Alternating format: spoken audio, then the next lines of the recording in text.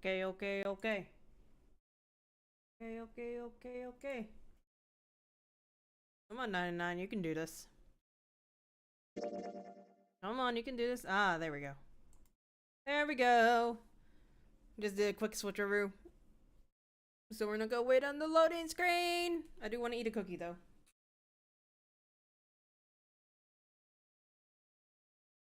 Maybe I should have heated up a little more.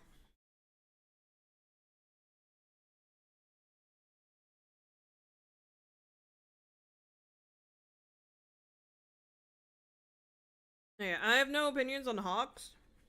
Just one last thing for Ultra Rumble. I have no opinions on Hawks. Because we didn't get a chance to really fight against a lot of them. And also half of our matches were me crashing.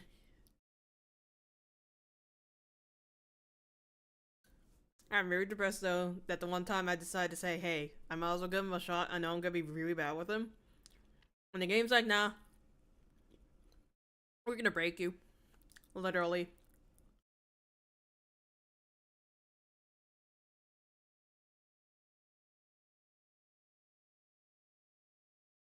Alright.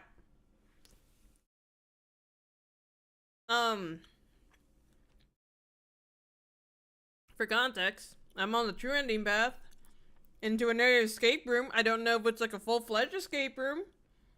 But, it definitely looked like it. So we're gonna do it.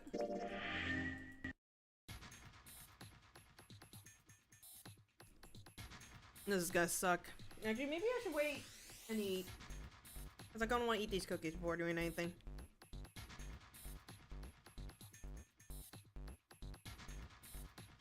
At least the music's nice.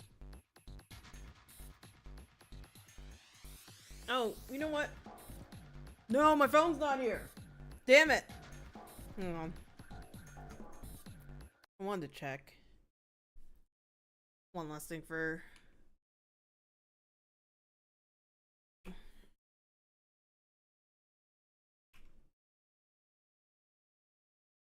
wanted to check one last thing for my hero. Ah!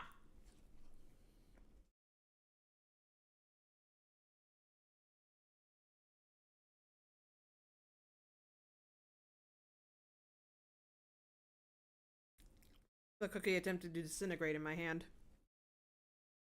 Wanted to see when percent Mike's coming out.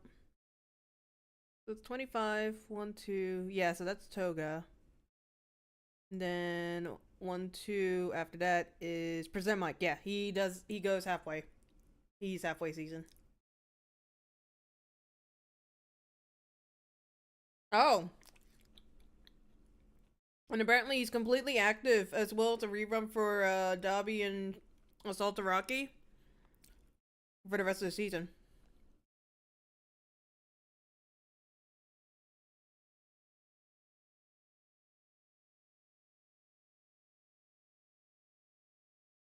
Wait. Oh.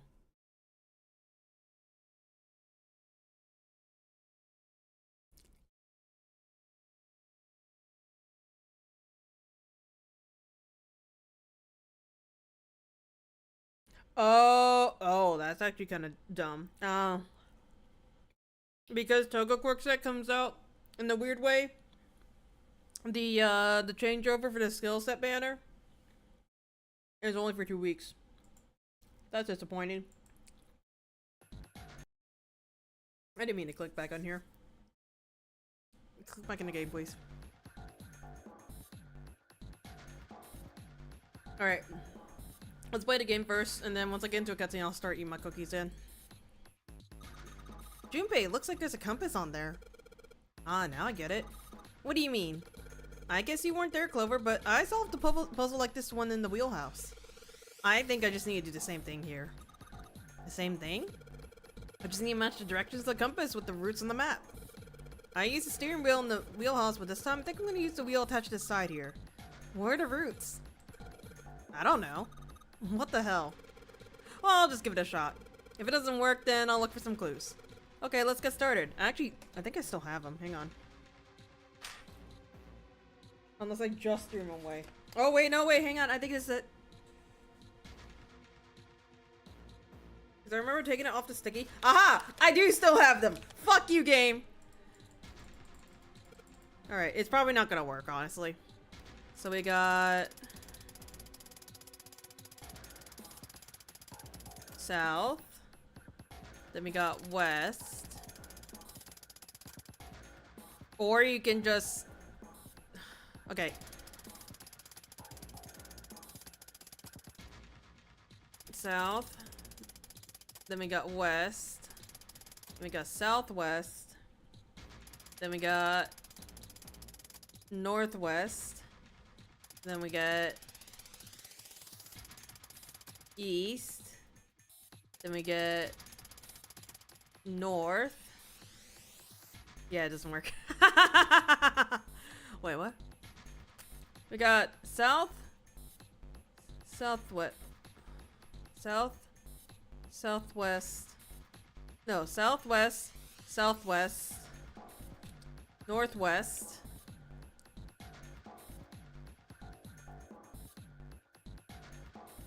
East. Hold on. South, southwest, southwest, northwest, east. Oh wait, it's because it skipped one. All right.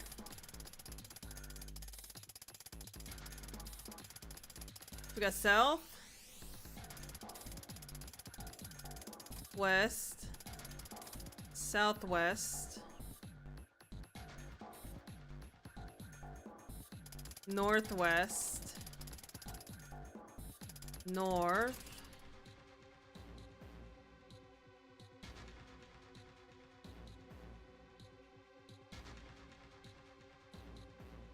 oh wait, maybe that's not north, maybe that's south, east, then wait, I'm so fucking confused. Hang on. Which one's the starting point and which one's the ending point? That's what I'm trying to understand.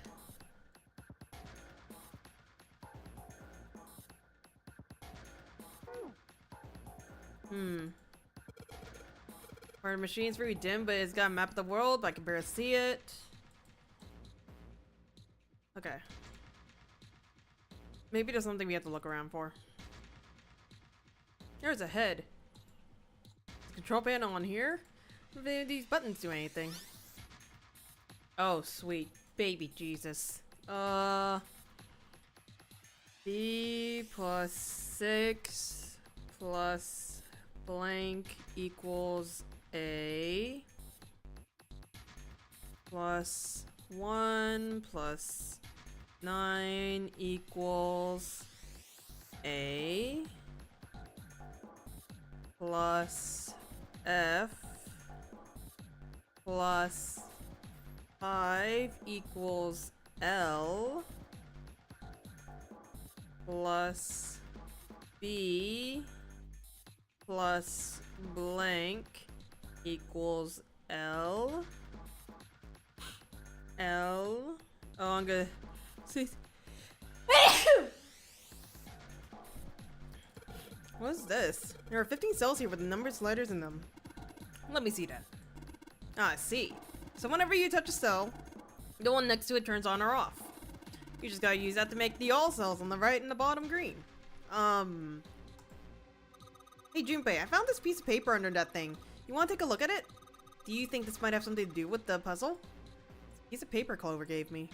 There are a bunch of numbers and letters connected by equal signs on it. It's like she said, it's probably related to the puzzle on the screen somehow. Thanks, Clover. This really helps. Alright. Just gonna make all the cells all green. Yeah, this is back to the hexagon stuff. I can munch on a cookie while I do this. Holy shit, true streams, magical night. It's fine. Everything's fine.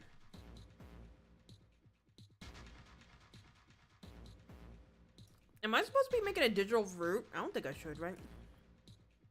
Oh, wait. So we have 1 plus F F is 16. That's 21. So.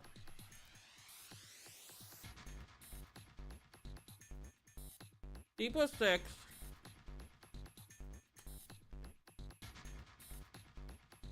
Is 19. 1, 2, 3, 4, 5, 6, 7, 8. Don't break cookie. I'm trying on 13.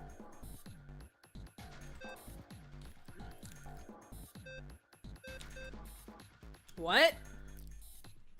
Oh, I think I understand. I'd have to write something in.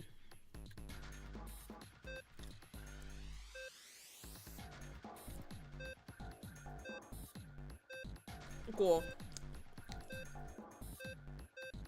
Yes, I know I fucked up, by the way. There we go! Wait.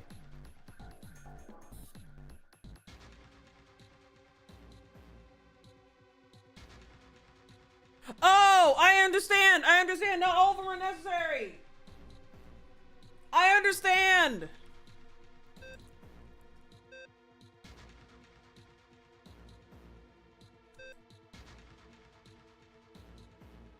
Oh, oh. Hang on. I understand.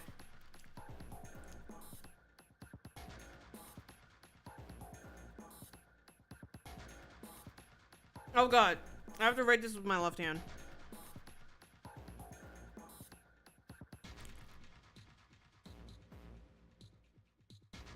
So this one is empty. This one needs to be C. So what I need to do is determine what combination do I need to get all of those light out first. And then after that, I just have to make it do that combination.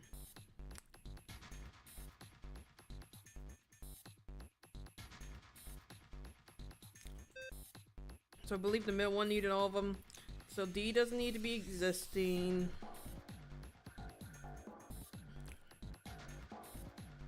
We need this one to exist.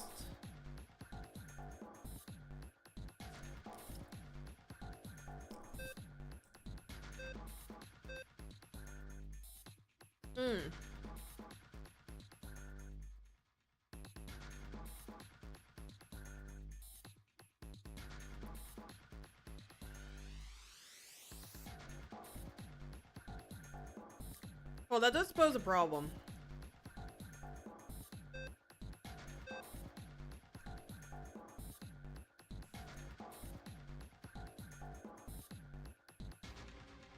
Okay. Need 4, 5, C to make this one red. We need this one. This one.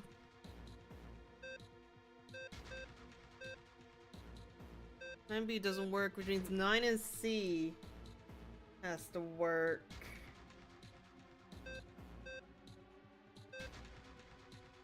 Six and F works.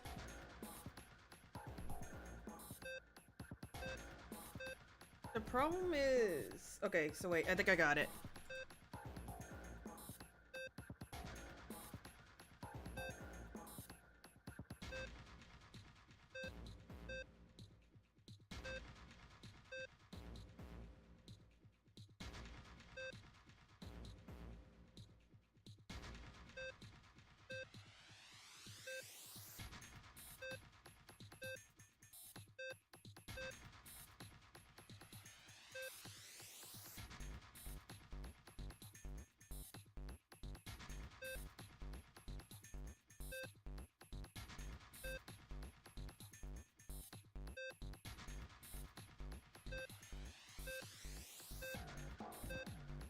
I'm really bad at this. I hope you realize this.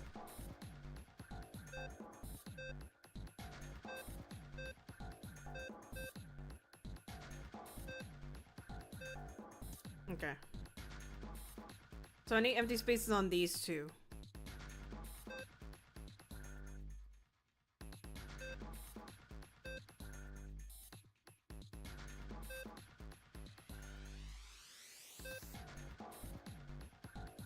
almost. I just need this one down here.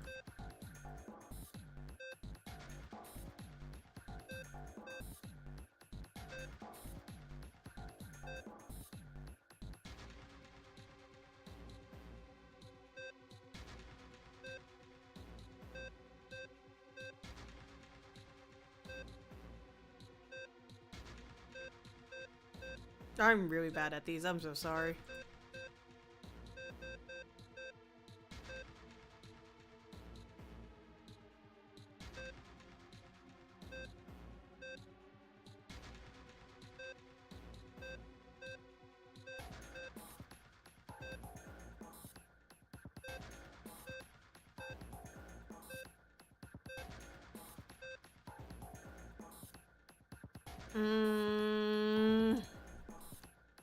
My brain doesn't connect these proper. That's what it... There's a trick to it, and my brain's not really understanding the trick. It's like a Rubik's Cube. But I had to like really learn how to use a Rubik's Cube, so I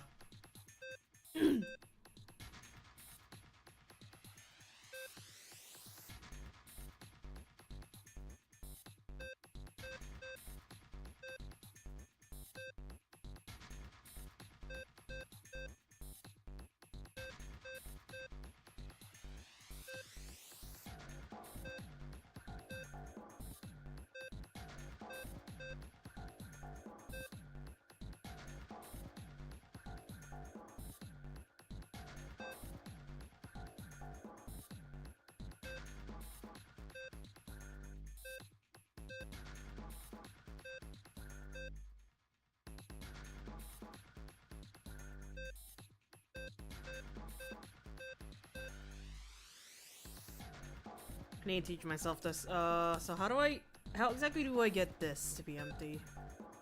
In order for that to be empty, I need to have D by itself. So like this. And then to get B empty all by itself, I'd have to get rid of these three.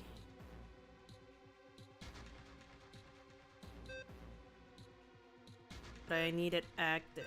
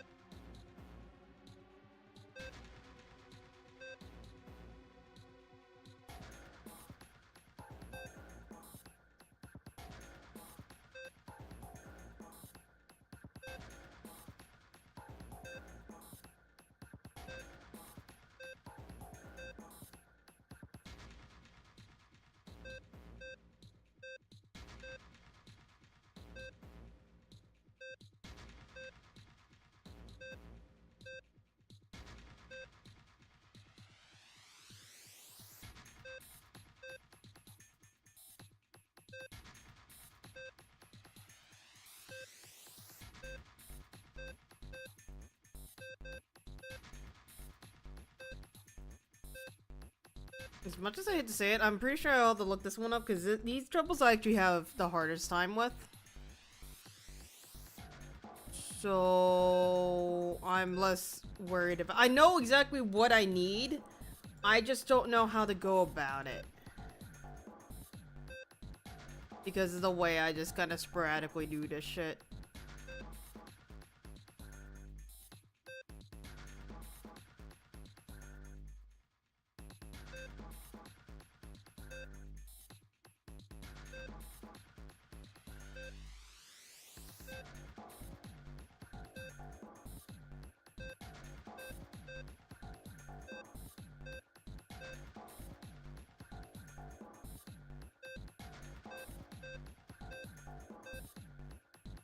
It's so close!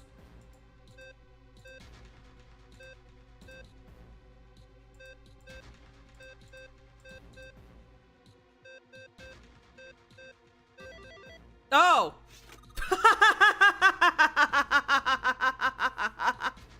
I made sure! I guess that works!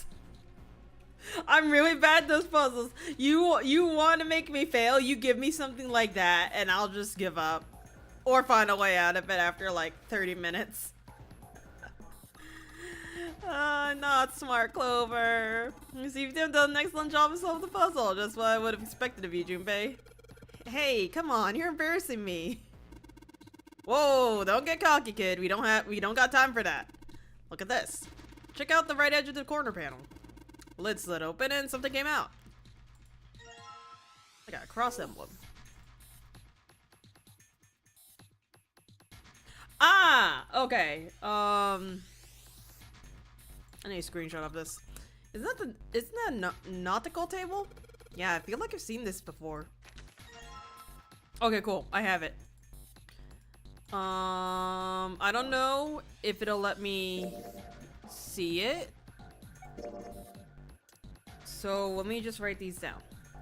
So we're starting from the top. So we're going south, west, no, north, south, east, west, southeast, northeast, east, north, east.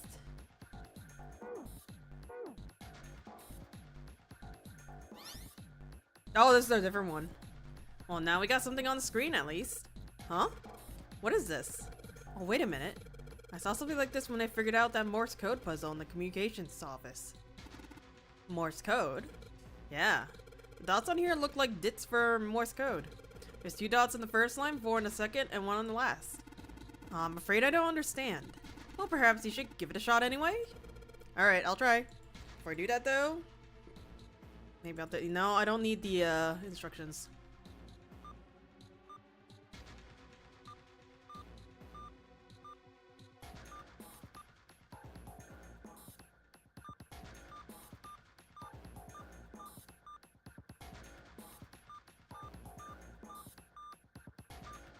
Okay, it doesn't work that way.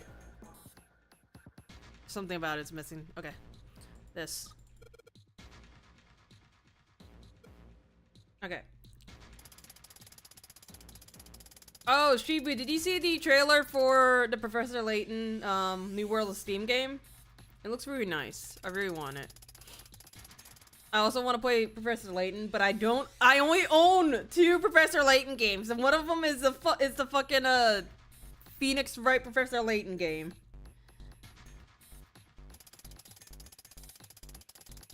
So I would have to go find them. Procure them by other means, but I'd rather go find them because I don't think they're that expensive at all.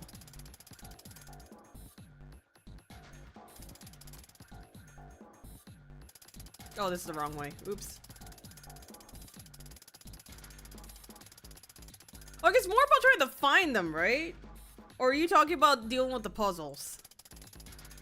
Which honestly, yes. Good luck with that. Yay, you did it, Junpei. Good boy. Who's a good boy? Ah, knock it off! Hey, we don't have time for screwing around right now. Check out the right side of the monitor. It just kind of slid open and something came out. Oh yeah. I heard a noise too. You know that big box in the hall by the exit? I think it made a noise. Like something unlucky, you know? A noise, huh? Gimme. Oh yeah, you should go watch the trailer. It just looks really neat. If anything. Yes, that's a door. I know. Shut up, game. It said box. Are you talking about this? Man, this place is a mess. It's so messy. I don't know where to start. Some of this crap looks familiar. I think a lot of these are parts of the puzzles we've solved in the other rooms. That's true, then. This room could be Zero's laboratory. Perhaps Zero would shut himself in this room to devise machines and puzzles he needs to see his plan come to fruition. I guess I'm not searching there. Okay. This. 2 of the games are like 70? Okay, yeah, I might have a problem with that then. There's something written on these pieces of papers. Looks like we got 3 sheets of stuff. Code trove was found on the steel shelf. It has Morse code for there's A through I. It's called DIT and make by tapping. Alright. So we got I.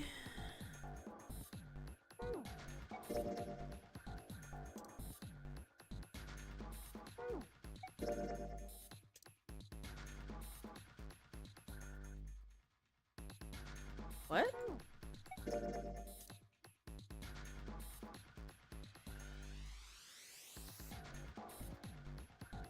Oh no. I H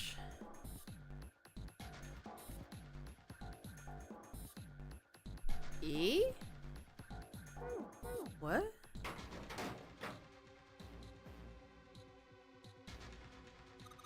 It's a pretty impressive mess. If we try and search every one of these, we're gonna be at it till the cows come home. Well, that doesn't seem too bad. We won't have to go bringing them in ourselves then. Don't you get smart with me, kid! How about we deal with this area later, okay, guys? Maybe we should try something more promising. The Layton versus Phoenix Wright game is 244! I hate video games, man.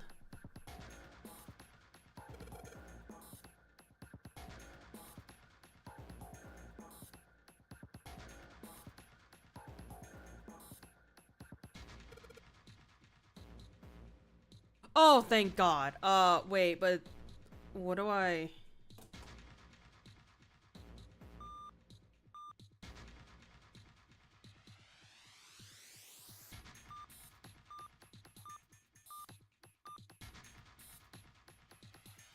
Okay. So the last one has to be a T or an E. I don't know what the letters are supposed to be, though. That's the issue. Don't hate the games, hate the companies that refuse to keep online shops open and let people inflate the fuck out of the physical market.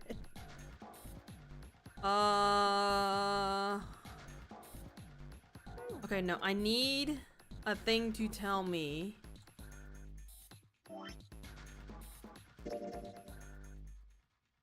I need a thing to tell me what those letters are. Alright, no, we're not opening the shutter, Junpei! Oh, wow, hi. That's pretty damn creepy. There's a coffin in there. A coffin. Coffin. Oh man, the seventh ink. Yeah, he's all pale! He's thinking the same thing I am. No way. Could this be?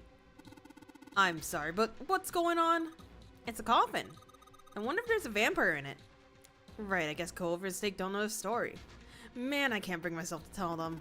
Well, anyway, let's have a look around. Can I open it? Like such in it. All ice. Ah, the two machines. Holy shit. Man, this is serious. Ah, well, let's open it, shall we? Clover, if you could give me a hand. Okay, I got it. Ready? 3, 2, 1. No luck. It doesn't seem to be ready to open. Yeah, but it's not like it's all screwed shut or something. Yes, I believe it's locked in some other way. Hey, Seven, you think you could open it up with your superhuman strength? No, What's wrong? I think I'll just pass on this one, okay? What the heck? Very well, we'll just have to give up on the coffin for now. Let's look around the room a little more, shall we? All sleeps in a small chamber past the forest of knowledge beneath the navel of the gigantic. Is this actually true? Okay, maybe it's spelled ice. Got 3 lines, I think each letter is 1, yeah. Perhaps you need to make up 2 symbols, 4 symbols, and 1 spell, yeah.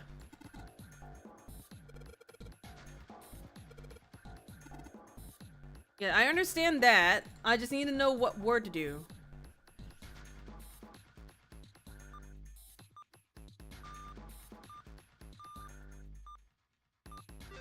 Aha! It is ice!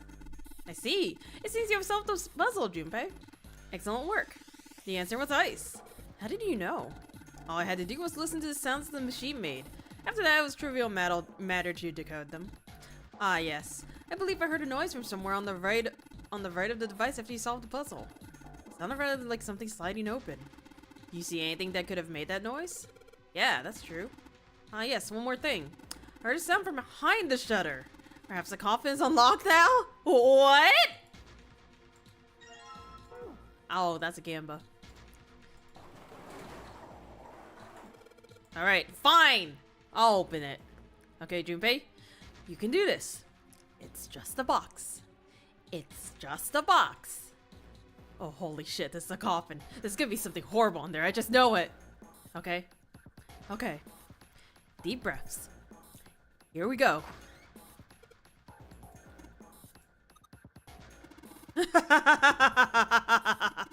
Oh man, there's nobody in there.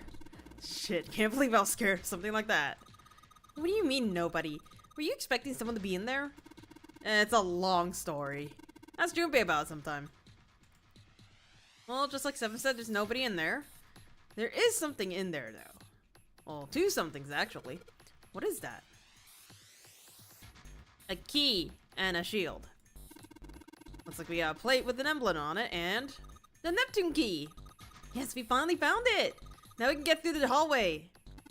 And that's correct, Clover, but we do need to get out of this room first, you know? Yeah, I know. Okay, let's get the hell out of here as quickly as possible. I don't have any objections to that. I don't think we'll use the Neptune key in this room. It's really important to us, so I'll keep it in my pocket for now. As far as this other thing goes, yeah.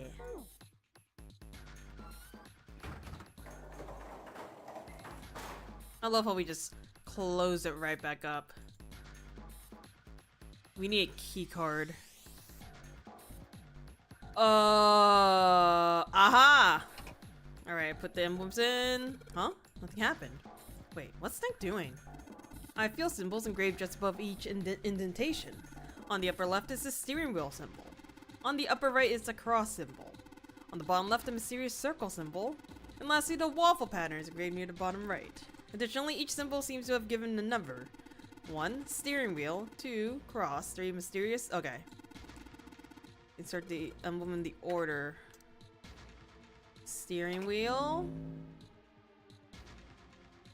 And we got something on the monitors, at least. Well, what's that? Looks like some kind of puzzle. I wonder if these are the rules. Here, I'll read them to you. When you touch a numbered area, the area will be selected and will turn blue to indicate this. Touching a numbered ball after selecting an area will cause that ball to be moved to that area. However, you cannot move the red balls. You can only move 3 to 5 balls into a single area. Press the check button once you have moved all of the balls, except for the red ones which you cannot move. The digital root of the balls in the area must match the number in that area. That's it. I still don't really get it. Whatever. Like they say, practice makes perfect. Let's give it a shot. Don't you mean practice makes perfect? Hey, what did he say? Let's see you solve the next one. Then you can make fun of me. Alright.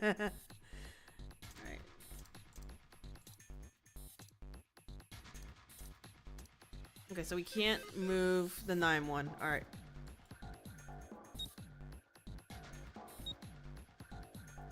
So to make 6.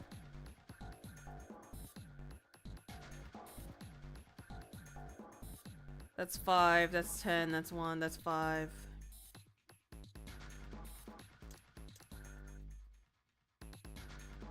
That's 10. That's 6. 7, 8, 9. That's 15. That's 6. That's 7.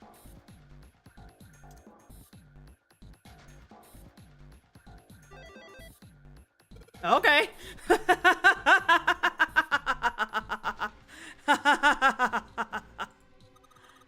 Nothing's happening.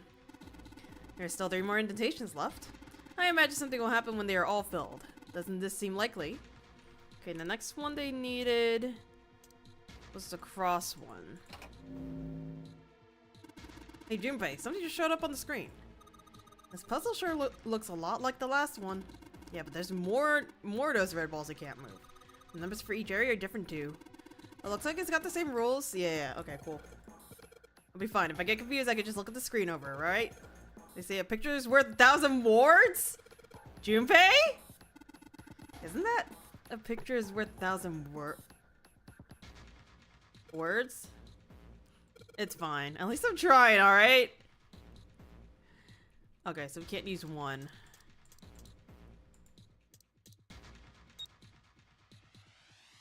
It's really just a nonary game. So that's 15, that's 6. Can't use 1, so we can't use that. For this one, that'll be 13, that'll be 4. That'll be 7. That's 7, that's 15, 6. That's 1. That's awesome, Junpei! There's only 2 left now. You can do it! And then next one...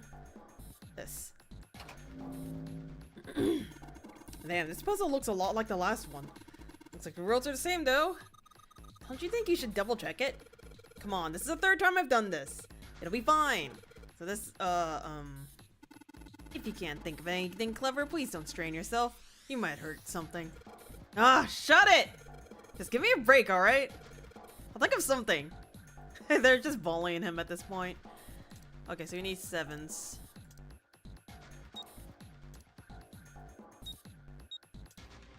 I'll be 15, 6. We can't use that.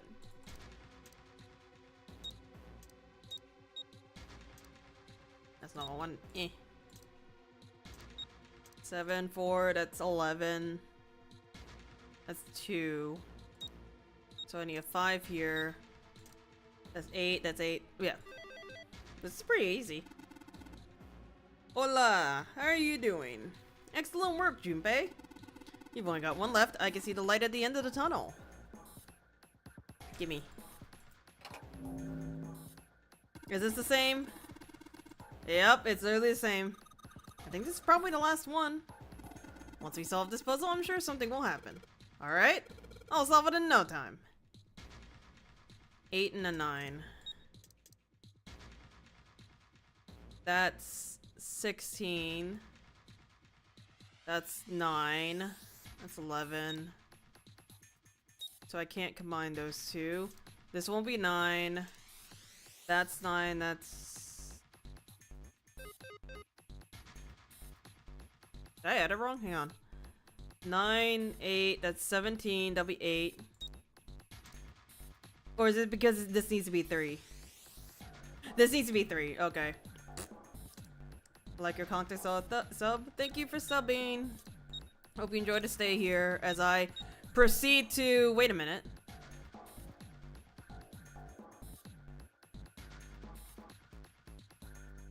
What? This won't work. This one can't work. I need at least 3. The rules are displayed on the screen. Maybe I should read them again. You can only move 3 to 5 balls into a single area.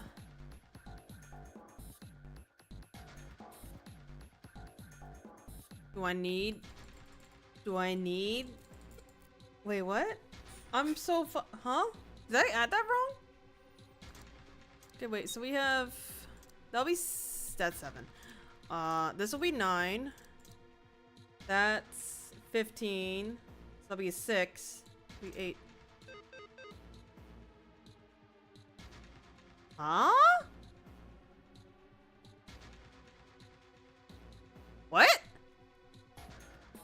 That's 15. 1 plus 5 equals 6. That's plus 2 is 8.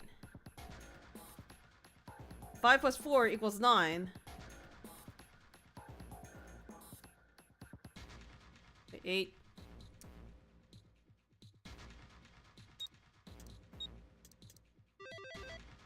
Yeah, I fucking knew it. Where'd that noise come from? Underneath the keyboard? Way to go, Junpei. You answered all the questions. Damn, Junpei. Good job. Hey, did you hear something just now? Yes, I heard that as well. From the bottom left corner of the desk, I believe. Gib. A picture. What the hell is this? This man with a mustache on the right. That's the captain. He's the same guy we found murdered in the captain's quarters. He had the Zero bracelet on his left arm. And the second man with the glasses and a doctor's That's coat. Mr. 9. He's The one with bracelet number 9. We don't even get to see his picture anymore. He died after he went into door 5. But this guy, the one in the striped suit. Oh man, that's Ace. Yeah, I guess it is. No doubt about it. But what does it mean? What is Ace doing in this picture? Not only Ace, the ninth man and Cap too. And they look happy, like they knew each other well. Why? How? What happens if you turn How in over the world are these pictures? 4 men connected?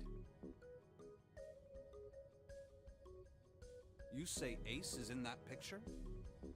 Yeah, it doesn't look like it was taken recently, though. Ace, the ninth man, and Cap all look about 10 years younger. 10 years. Ah, so the ninth man and the man you found murdered in the captain's quarters are also in the picture? Yeah. Is there anyone else? Or are there only 3 people in the picture? I'm afraid I can't see it. No, there's one more guy. He's got kinda long hair, he looks smart, but a little cold. He's the only one I don't recognize. What's the date of the photograph? It doesn't have one. Did you look on the back? The back? Yes, the reverse. The other side. Snake, stop being snarky. Praying for the success of the Nonary project. With Nijisaki, Kubota, and Musashido. Then the 4 men in this picture were the organizers of the Nonary game 9 years ago. That means Ace, the ninth man, and Cap were all responsible for making it happen. But I feel like I should be more shocked about this. It's almost as if that's just how things were always supposed to be.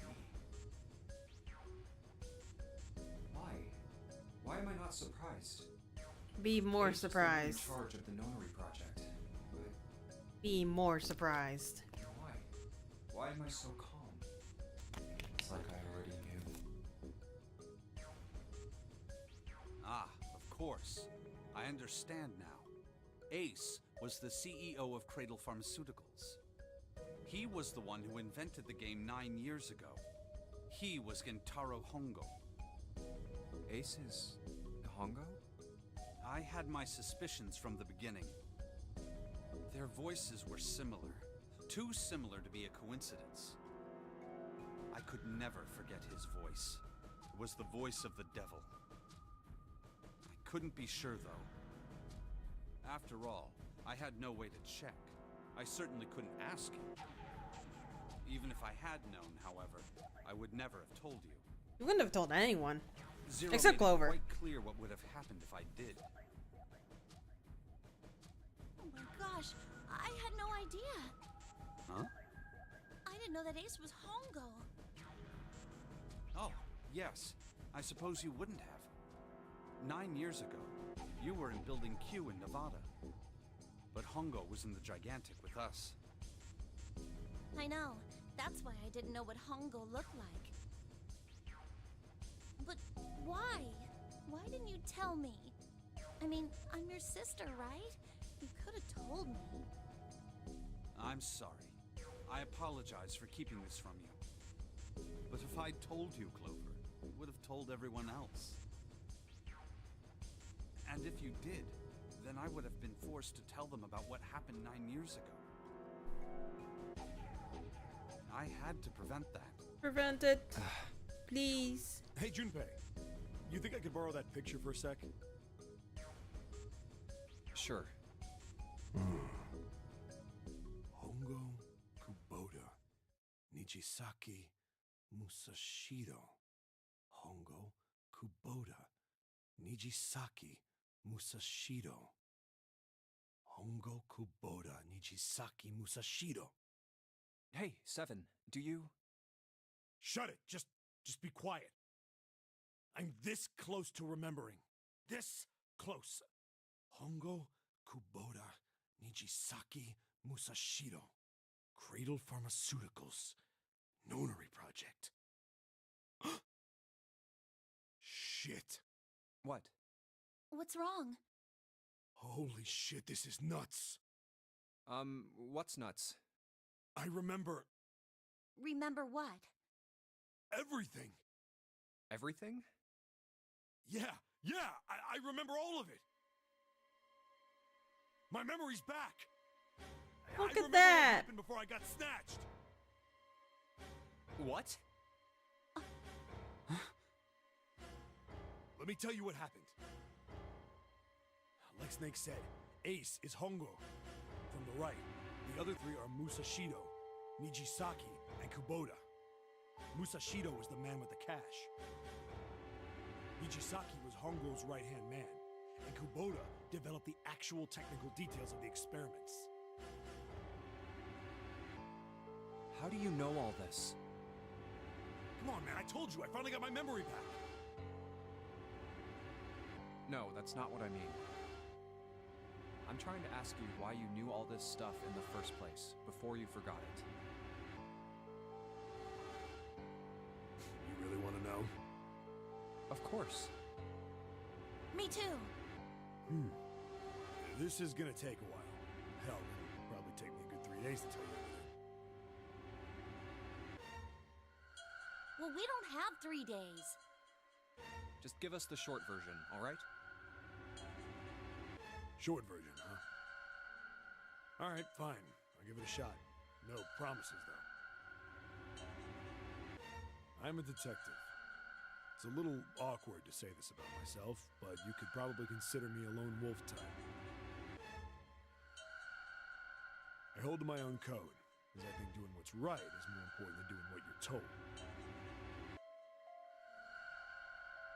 That's why I followed my gut that night. A slim lead brought me to the wharf. It was 9 years ago. The wharf had been cold as fuck, and I could barely see squat. I was investigating a mess of kidnappings, all of them children. It all had one thing in common: a history of visits to one particular hospital. A hospital under the management of Cradle Pharmaceuticals. And my investigation had turned up evidence that Cradle had been involved in the kidnappings. After a little sweet talking, I managed to finally get a real lead from someone inside Cradle. My source told me this. Tonight, a ship is set to take the children to a large passenger liner docked offshore. So I headed to the wharf. In the shadows, I searched the harbor until I found the ship he was talking about. There was a bunch of movement there. Look at him with his Black gun. suits, many of them carrying large bags. The bags. There was something about the way they moved as they were carried. No doubt about it. There were human beings in those bags. Is this the same way he told us Moved the before I story? realized it. I came out of hiding with my gun already in my hand. Don't move. Yep, it sounds exactly the same. Drop the gun. Drop I could the kill gun. you right now. It'd be easy to get away with it too. Just tie an anchor to your feet. No one would find you for a week. That what you want? The fish here would love a meal. I'm surprised they even kept him alive in the first place. Cold metal thing into my skull. There was nothing I could do. I did what he said and laid my gun on the ground. Then suddenly, there was a sharp pain in my neck. A needle. A drug? That was my last thought. My face hit cold concrete. I was out like a light after that.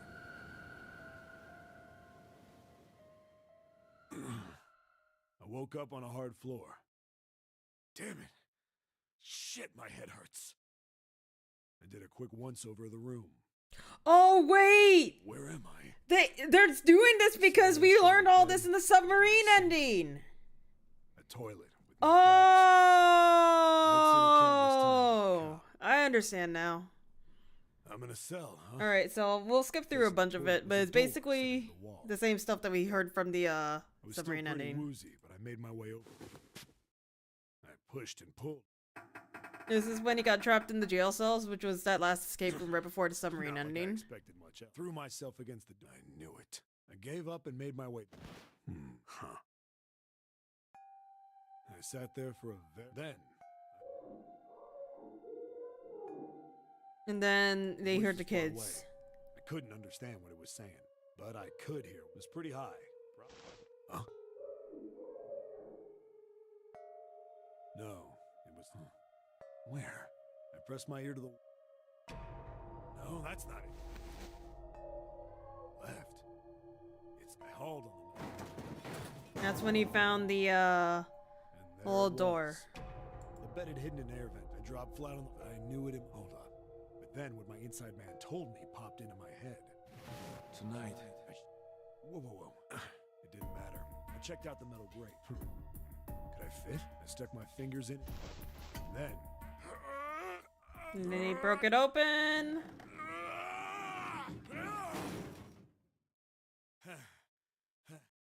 I finally got the damn thing off. Sweat was dripping down my face.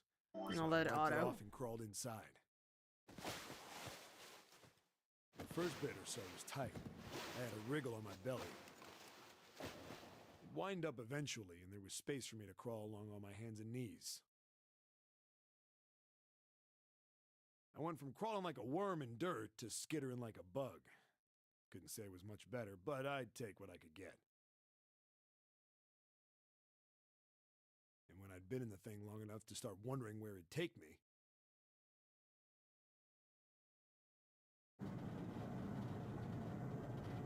a massive sound nearly scared the piss out of me. It was like a heavy metal door had just been slammed shut.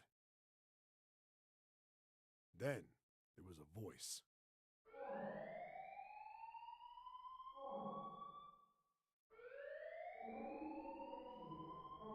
No, it's the incinerator!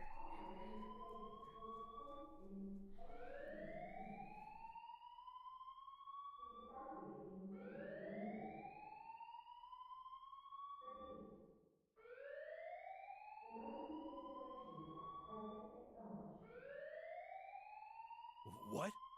I wasn't sure what it meant, but anything with incinerator is bad news. Then, almost as if that was a cue, I heard a mess of young-sounding voices.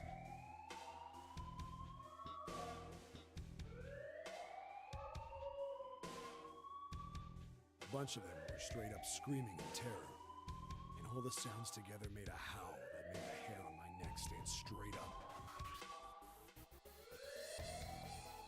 Damn it! What the hell is going on here? I scrambled through the duct as fast as I could. I made a giant racket, but I didn't care at that point. I soon found a metal door on the left side of the duct. The kids were screaming on the other side. I found it. I yanked the handle and threw the door open. I almost ripped the metal off its hinges.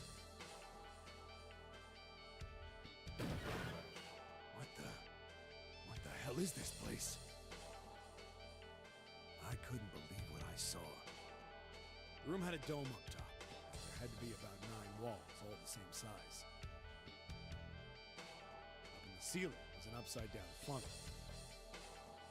Almost like a chimney. I looked down. There they were. The kids I'd been searching for. They all gawked up at me, suddenly silent, for the moment, from surprise and fear. Scared of the room or me, I couldn't tell. Probably both, actually. Not like I can blame them running into a mug like this when they're already scared shitless. I snorted at my own dig at myself and turned to the kids. Don't worry, kids, I'm not your enemy. I'm one of the good guys. All of them stood there, frozen. Well, except one. He was a boy, slightly older than the others, in a private school uniform. Who the hell are you? He stepped forward and glared at me suspiciously. I'm a detective. I'm here to rescue you. It looked like they relaxed some the second I got the words out. How are you gonna help us? Where's the exit? There isn't one. The doors we came in through won't open, and the door over there... He kind of cut himself off. I think he was considering something before he changed his mind. Anyway, there's no point. We can't all get out of here. If we don't get out of here, we're gonna be burned to death. Burned to death? Can't you hear it? That voice said the incinerator's gonna start up soon.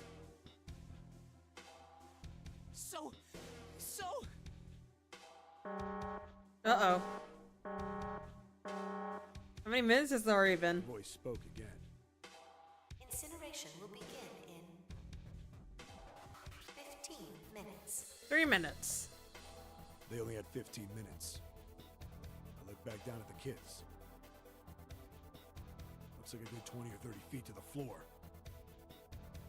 No way I could pull them up. Too big of a distance for any of us to reach. What the hell was I gonna do? But then I got an idea. Wait right there. I'm gonna be right back. What? Where is he going? Are you just gonna leave us here? They just got frightened again. I'm not the best at that kind of thing, but I try to reassure them with a smile. Don't worry, all right? I'll be back, I promise. So just stay calm and wait right there. Got it? I didn't wait to hear them respond. There wasn't time. I had to hurry. Well, as fast as a guy could on his hands and knees. Didn't take me long to get back to my cell. Still no way out of there, but I had a plan. I needed something from the room. When I got it, I dove back into the hole and took off towards the incinerator. Then... Sorry to keep you waiting, guys. I tipped out the doorway and dropped down the rope I brought with me. Back in the cell, I'd torn the bed sheets into strips and tied them together to make a rope. Sloppy, but it got the job done. All right, just tie that around yourself, okay? I'll pull you up one at a time. Right. Huh. Wait a sec. Something was off. There were more of you before. Where'd the rest of you go? The boy in the uniform answered. I let them go on ahead.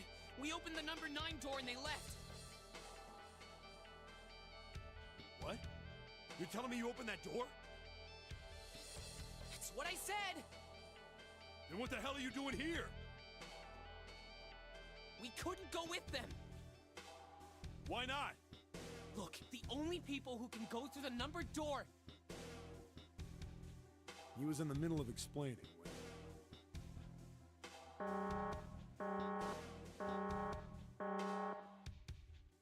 Incineration will begin in 5 minutes. The wall shook a bit from the voice bouncing around. Look, that can wait, all right? Just get us out of here. Right! I grabbed onto the rope. First one I pulled. Oh wait, did I just realize? Next was a girl with a red necktie. Was that Lotus's kid? The Boy one with the in Jack ponytail? came after. He said he'd climb up on his own. The boy in the uniform was the last up. Like the other kid, he climbed up the rope himself. He looked pretty scrawny, but I guess he was stronger than he looked. He moved fast, but when he was almost to me, we heard some knocking. Everyone looked at the door. It had a thick, square window set into it. On the other side, an angry face was staring in. God damn it! Oh! What's going on here? Why is the room empty? Where the hell are those fucking kids?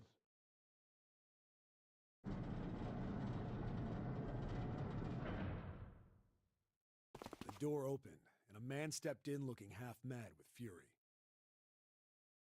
I recognized his face. I saw him many times in photos during my investigation. The man's name was Gintaro Hongo, the CEO of Cradle Pharmaceuticals. Hongo saw the boy hanging from the rope. Yeah! It was like he was an animal. He lunged for the rope. Hurry! I know! The boy in the uniform booked it up the rope. You son of a bitch! Get back here, you little shit! 15 feet. 10. The second I could reach the kid, I grabbed him. I hauled him up and tossed him into the duct behind me. Yeah! No! Hongo had lost it. His face didn't even look human. It was like the bastard pulled off his fake face. He was really a terrifying devil or some kind of damn monster. I quickly reeled in the rope, leaving a furious Hongo yelling at me from the floor. You fucking bastard! You won't get away with this! How dare you compromise this experiment! Experiment? What experiment?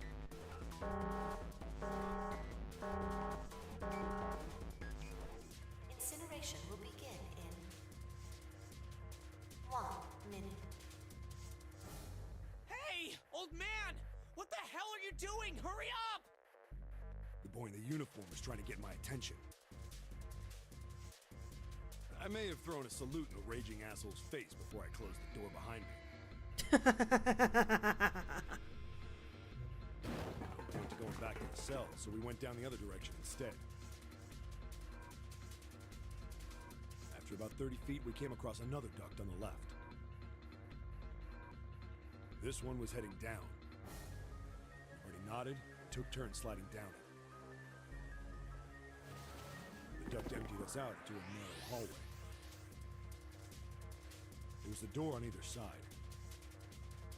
The one on the left was a normal double door.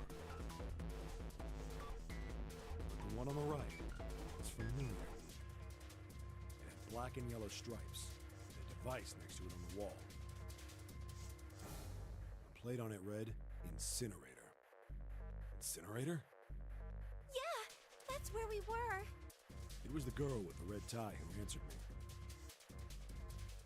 We were inside an incinerator? Yeah, Hongo might still be there. It looks like it's been shut off, though. Wait, what? If he's still in there... Yeah, that's not good. That meant we better. We gotta get out of here. Go to the other door, hurry! The kids started running, and I was close on their heels. On the other side of the door was a large spiral staircase. Run! Didn't need to tell them twice. Up and up and up. Feet pounding the steps, our arms pumping fast. Round, round, round, the devil's on the tail. The stairway kept going. We passed a couple of landings when the boy in the uniform suddenly spoke.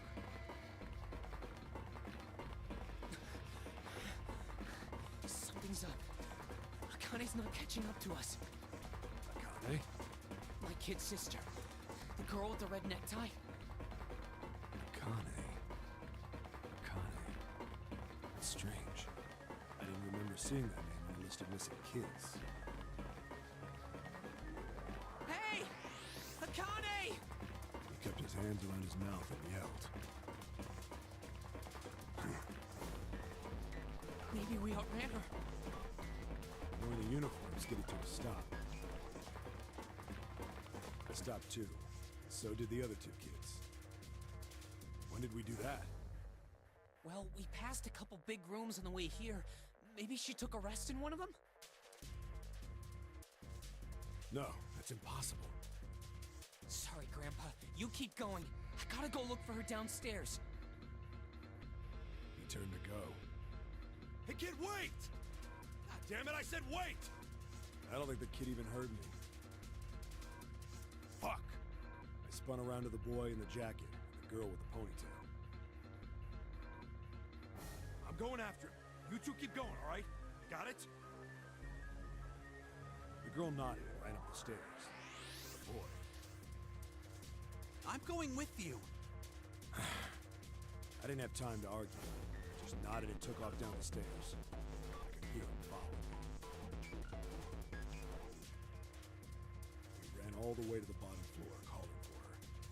Kane was nowhere to be found. God damn it, where the hell did she go? I could tell the kid was frustrated. And then suddenly, Help me! Somebody help me!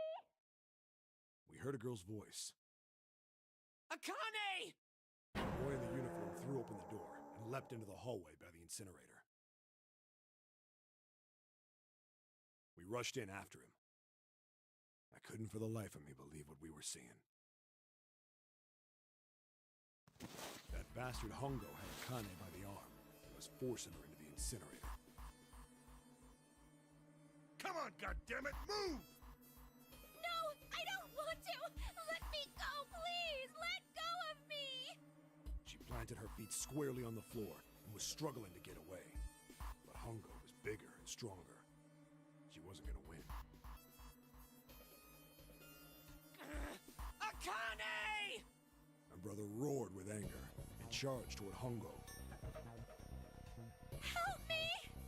Ah! You're too late, idiot! Hongo lifted Akane's Oh my body, god, he's so angry. still fighting him, into the incinerator. Before we could even blink, Hongo had leapt through the door after her. We saw him land inside.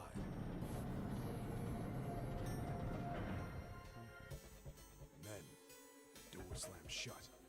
We ran to the door. We did everything we could think of to get the thing open. But Ah! Fuck! It's no use! The goddamn thing won't move an inch! he started slamming his fists against the door. He was close to shattering his knuckles with how hard he pounded on it.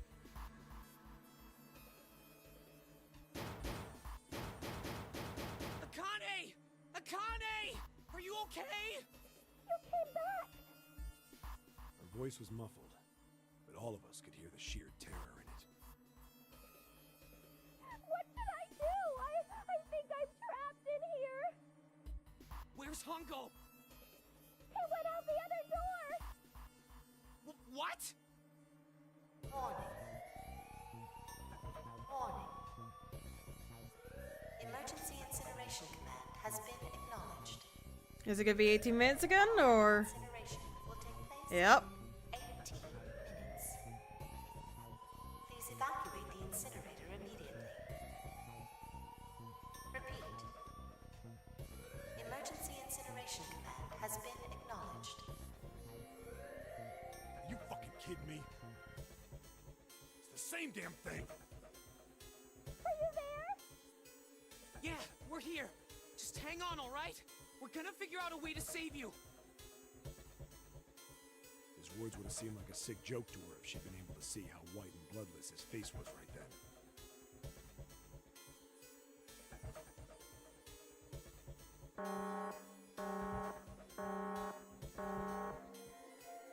Incineration will begin in 17 minutes. Please! Please help me! I'm really, really scared! I don't want to die, please! I don't want to die! I don't want to die! It's gonna be alright. I'll figure something out. I promise. I promise, okay? You hear me? I promise! It was torture listening to her sobbing on the other side of the door. Her brother was nearly crying himself. He could only stand there, fists clenched so tight his knuckles were white.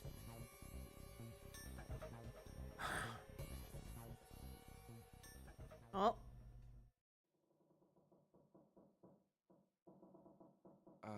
what happened then?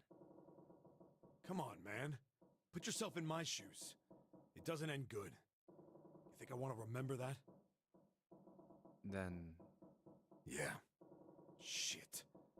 If I'd known it was gonna be like this, I almost wish I hadn't remembered.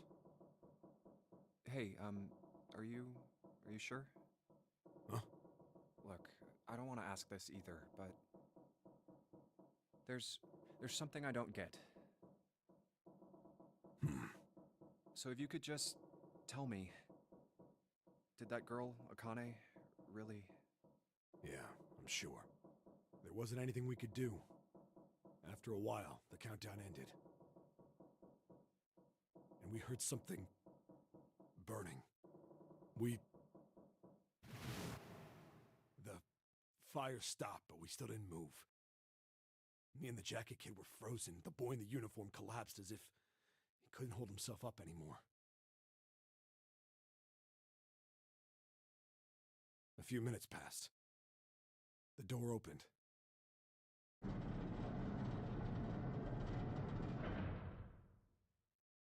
The boy in the uniform tripped over his own feet running in. We followed, too numb to speak. The air in the incinerator was hot. Every breath made my lungs feel like they were on fire. It was like standing on hot asphalt. The air was wavering and in the middle of the room, there it lay. The kid's legs were shaking so bad, I don't know how he managed to walk. I couldn't see his face, but his body somehow looked empty. Finally, he reached it. He fell to his knees as his legs gave out on him. And then...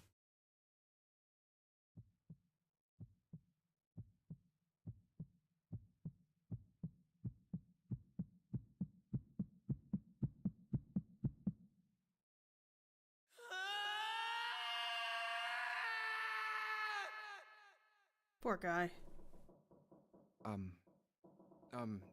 Can I ask you one more thing? What's that? The girl, Akane. What was her last name? What does it matter to you? Just tell me, okay? Please? Kurashiki. Her name was Akane Kurashiki. That is June's name. Spooky. Also, Junpei's literally about to pass out. You were there that day, weren't you? The tall kid in the jacket. That was you, wasn't it?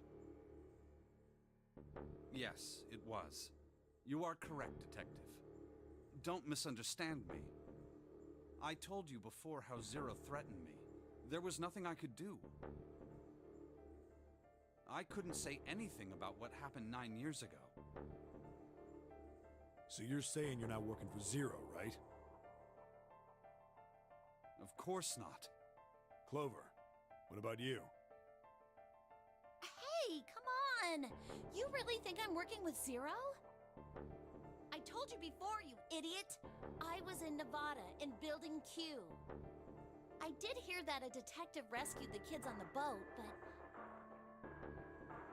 I didn't know it was you! Well, I guess I believe you. Alright, let me ask you another question.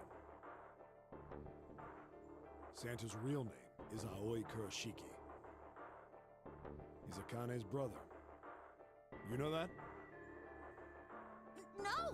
No, I didn't. Did you? Well, yes. I know Aoi Kurashiki was her brother. But I didn't know he was Santa. At least not from the beginning. 9 years ago, he was in the middle of puberty. His voice is entirely different now. I'm ashamed to say that even my exceptional hearing wasn't able to make that connection. As such, I had no reason to think Santa was Aoi. When did you figure it out? Clover told me that Santa might have been one of the subjects of the initial experiment. It was only a short while ago, while we were leaving the library. When she told me that, I had a feeling. Santa is Aoi? Akane Kurashiki, June's brother? There's still a lot we don't know. I mean, like a lot. But there is one thing I think we can say we know. What's that? The body we found in the shower room. It had to be Nijisaki, dressed up to look like Snake. What? Come on, man, what kind of detective are you? You didn't figure that out already? Hey, go easy on me, man. I just got my memory back, alright? Cut me some slack. Yeah, cut the mountain some slack. Well, if he is, the 3 murders make sense then, don't they? Yeah, that's right. Murder. Kubota blew himself up, but that was murder too. So why did these murders take place? If Junpei is correct, and the body in the shower room was Nijisaki's, that means all of the people who were murdered were involved with the creation of the Nonary project.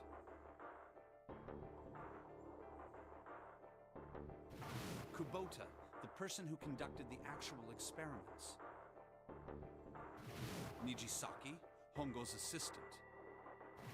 Musashido, the man who financed the project. You mean this was all just revenge? Santa is Zero. He's getting revenge for the death of his sister. That's why he killed them. No, I don't think Santa actually murdered anyone. If I'm right, then it's not hard to figure out who the next victim's gonna be, is it? I'm pretty sure I don't have to tell you. Yes. Yep. Right. The next target will be Gentaro Hongo. The person who planned the Nonary project. In other words, Ace. Oh. What? What the hell's going on here?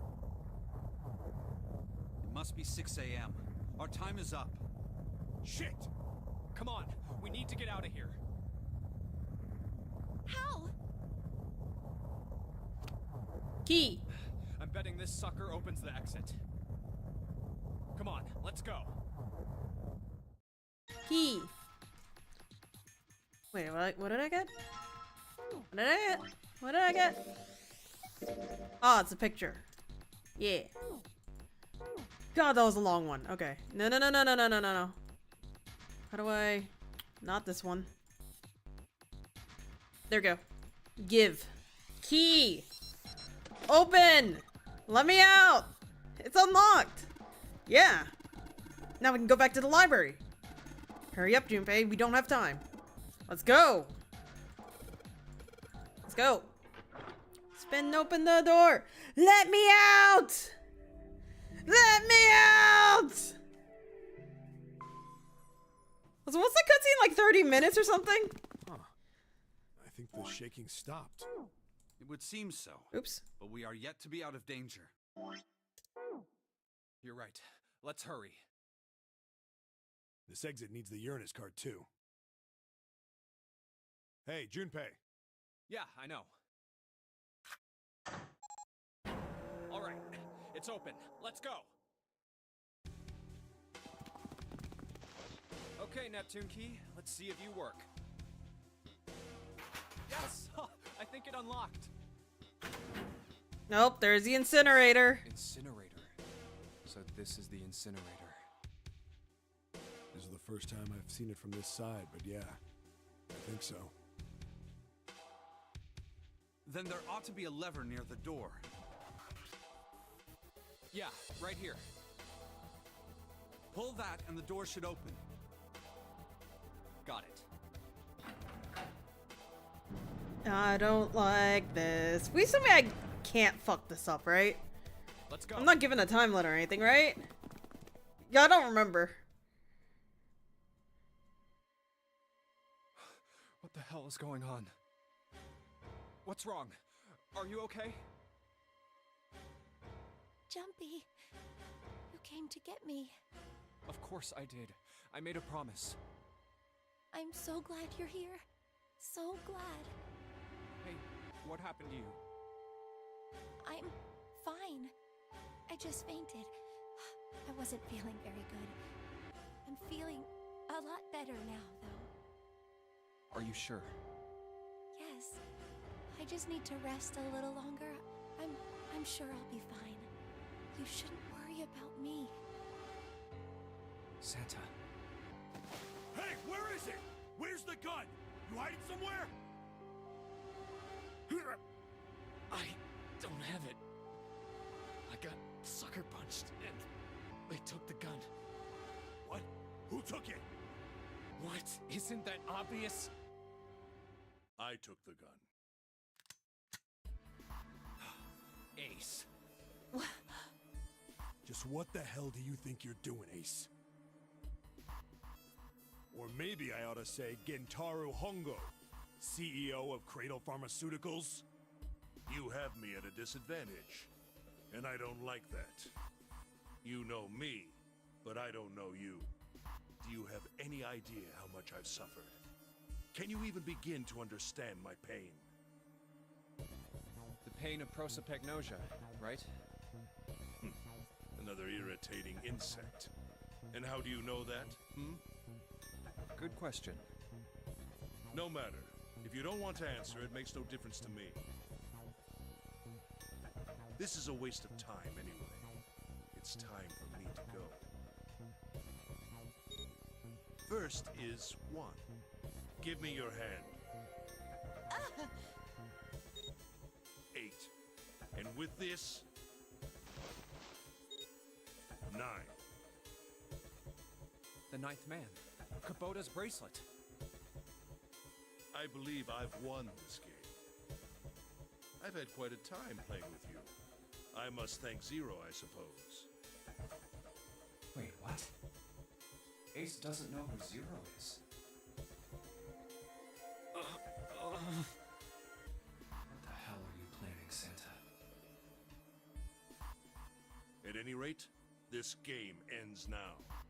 I will escape, and the rest of you will have a slightly less pleasant ending. I suggest you enjoy your final moments. Goodbye. Wait! What? Why isn't it open? One more time. Now open!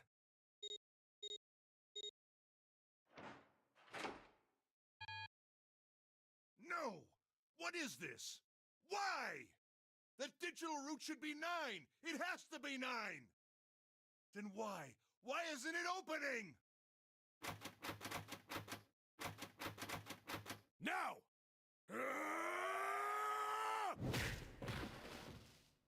No!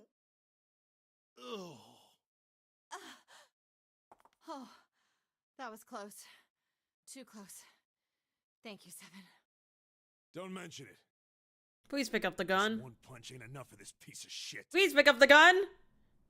After what he did 9 years ago, I ought to rip him to pieces. But if a suspect can't talk, they ain't much good. Once he's locked up in a cell, we're gonna have a little chat. 9 years ago? Then you must be... Yeah, you finally figured it out, dumbass.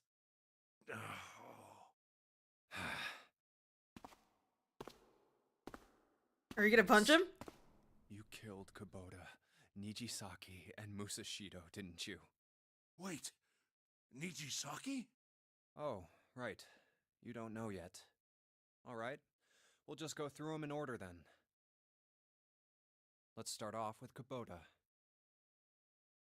You talked to Kubota and managed to convince him to go into door 5 alone. You killed him without making it look like you killed him. The way I figure it, you had 4 motives. 1. In the Nonary game, the number 9 is dangerous. Whoever had the 9 bracelet could join whatever team they wanted. I'm trying to figure out, because isn't the 9 bracelet working with the Adding 9 to any underendings? number doesn't change the digital route. Which means that number 9 could do whatever they wanted. So how did it not open the door? You wanted to remove that threat as soon as possible. 2. You wanted the number 9 bracelet for yourself, so that you could make use of its power. In fact, you did use it in the murder of Yurasaki. 3. Even if his number hadn't been 9, Kubota was a problem. He knew your past. He knew what had happened 9 years before. You needed to silence him before he told anyone. 4. But last, and perhaps the most disturbing, you used Kubota as a test. You wanted to know how serious this Nonary game was. Was it truly life or death, or simply a harmless prank? You convinced him to break the rules so you could see what would happen. That was why you killed Kubota, but he was only the first. Next was Yurasaki, while everyone was off looking for the missing parts for the Reds. You ran into Yurasaki near the big hospital room. However, because of your prosopagnosia, you didn't realize he was Yurasaki. Chiefly because, when you met him, he was dressed like Snake. That was why you thought Yurasaki was Snake. No, that's not... That was Yurasaki? Why? How did... I'll get to that. Anyway, you thought he was Snake. Snake was one of the kids in your experiment 9 years ago. You remembered him because he was the blind kid. But his presence made you think. Snake was one of my subjects 9 years ago. He probably hates me. But if that's true, why isn't he saying anything? Is he keeping quiet because he can't see? Or perhaps he's working with Zero to get revenge on me. Whatever the reason, anyone who knows my past is a threat. Before he tries anything, I need to get rid of him. That was when you decided you had to kill him. The murder weapon was Kubota's bracelet. You just waved it over the red. Verified your own number and then grabbed Yurasaki's arm and forced it over the scanner panel. Then, when the door opened, you kicked him in. 9 seconds later, the door closed. And then 81 seconds passed. And poor Yurasaki was dead. And you mean to say... Snake is still alive? Sorry to disappoint you, but I'm as good as new. Thank you for killing the wrong man, but I can't say I like knowing that you wanted me dead. Although, to be honest, even if you hadn't tried to kill me, I would still hate you very much. Well, At least the hate's I mutual. wouldn't blame you. Last but not least, let's talk about Musashido's death. When Clover and I were investigating the chart room, you came over to talk to me. Do you remember what you said? Oh, a pocket watch. Might I take a look at it? I handed it to you, and you left the room. You had been in charge of the Nonary project. Of course you would have known the solution to every puzzle. Which would mean that you also knew how to get out of the wheelhouse. All you had to do was place the watch in the indentation on the door to unlock it. With the door open, you could enter the captain's quarters. Musashido was there. Conveniently placed next to him was an axe that practically begged you to kill him with it. You picked up that axe and buried the blade deep in the other man's chest.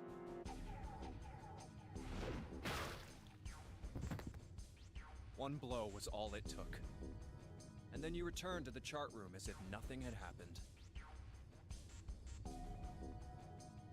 There was something I wanted to speak with you about, Junpei. Could you come with me for a moment? I had no reason to say no, so I followed you to the wheelhouse.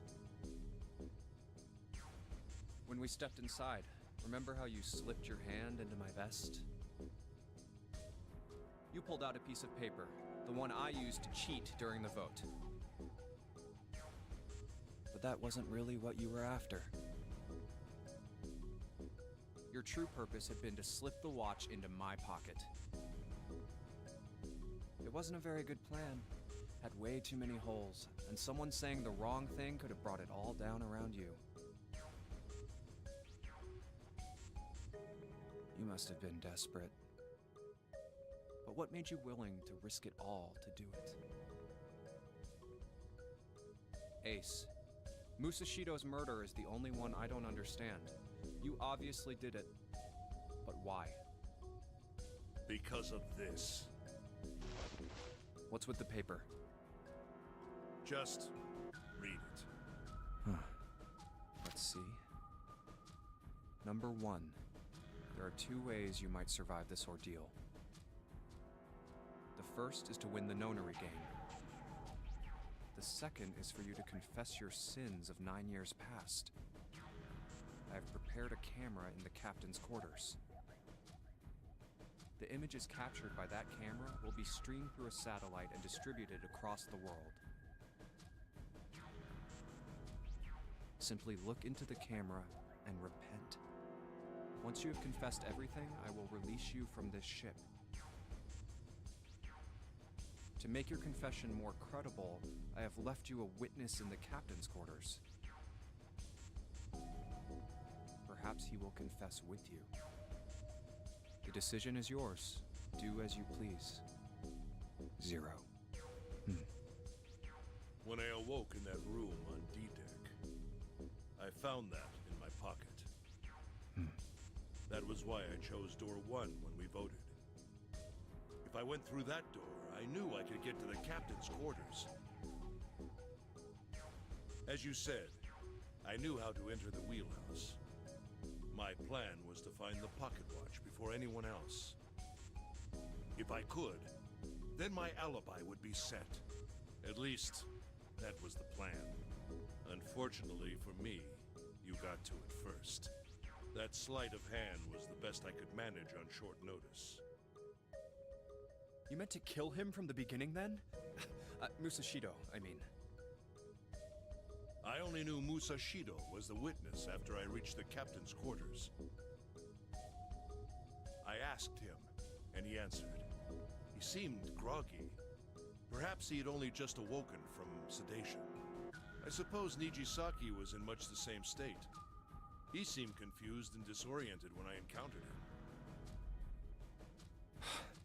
But yes, you are correct. I intended to kill him from the beginning, even though I didn't know who he was. I proceeded to the captain's quarters in order to remove this so-called witness. Ace, you figured it out, haven't you? You were being manipulated. Yes, so it would seem. It was little more than a puppet, in many ways. Everywhere I went, everything was already prepared. The Reds in the large hospital room were dismantled. Nijisaki was dressed like Snake. There was an axe in the captain's quarters. Musashido was delirious from the anesthetic, so he couldn't fight back. Nijisaki as well. In retrospect, I can't understand how I could have fallen into such a simple trap. But yes, this was a trap. It was Zero's trap, and I fell for it, hook, line, and sinker. I did everything he wanted me to do. Yeah.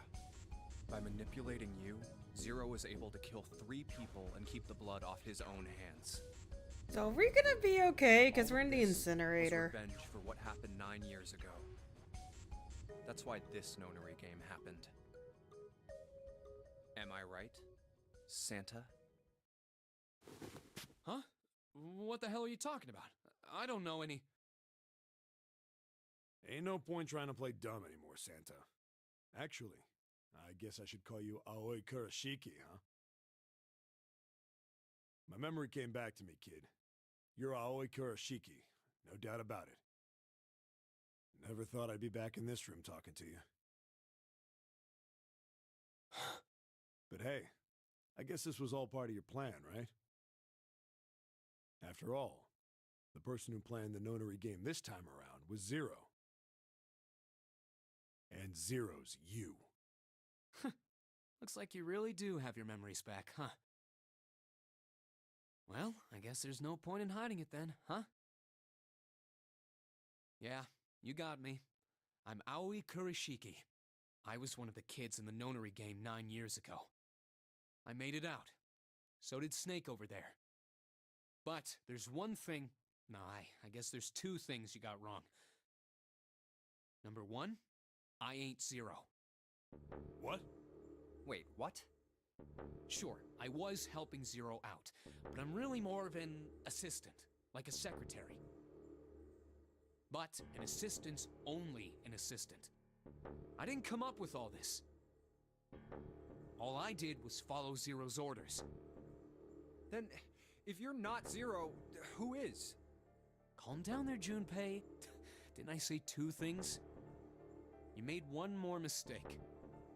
Junpei, you just said, all of this was revenge for what happened 9 years ago. That's why this Nonary game happened. But that's not it. Revenge isn't the only purpose. There's another reason you guys were playing the Nonary game. To save someone. Save someone? Right. You were brought here to help my sister. To save Akane. What the hell are you talking about? Akane Kurashiki died 9 years ago in this room. I was there. I saw... What? What the hell? Where is she? Where's Akane Kurashiki? Ugh! Oh, my head! My head, it feels like it's gonna pop. Seven!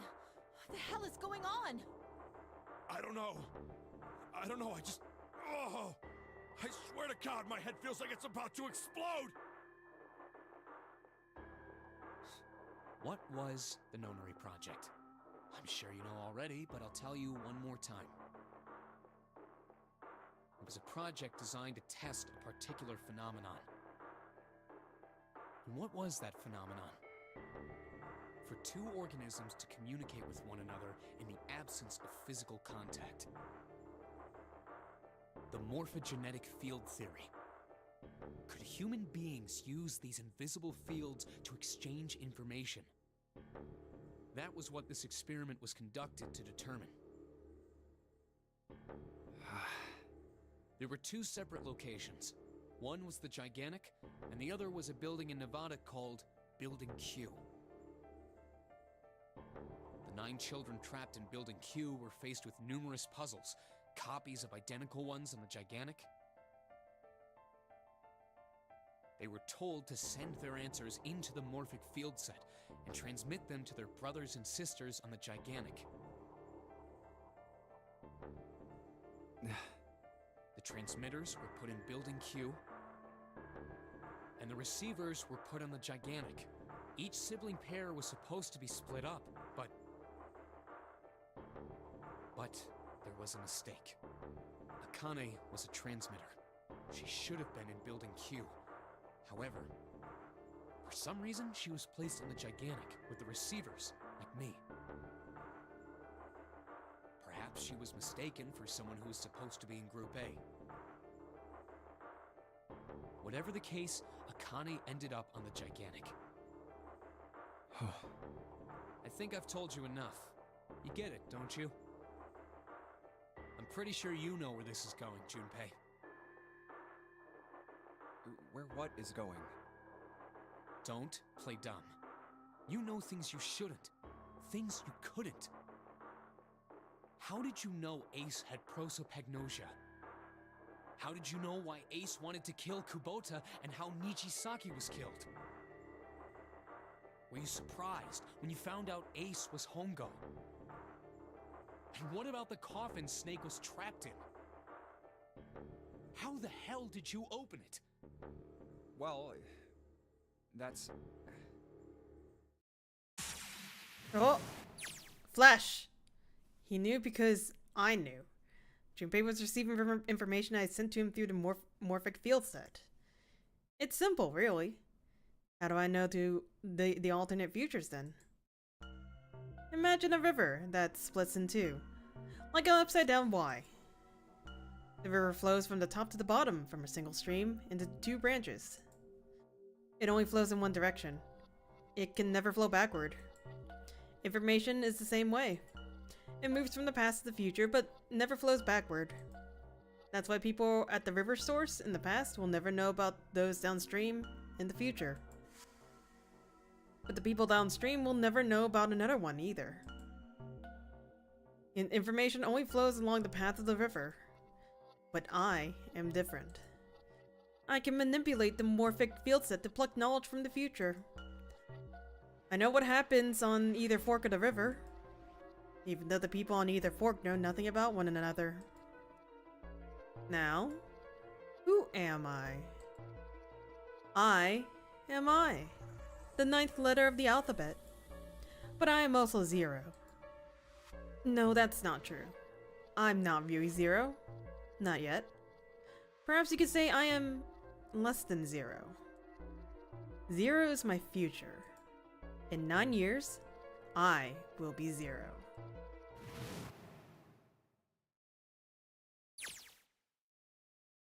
Where did she go? June. No.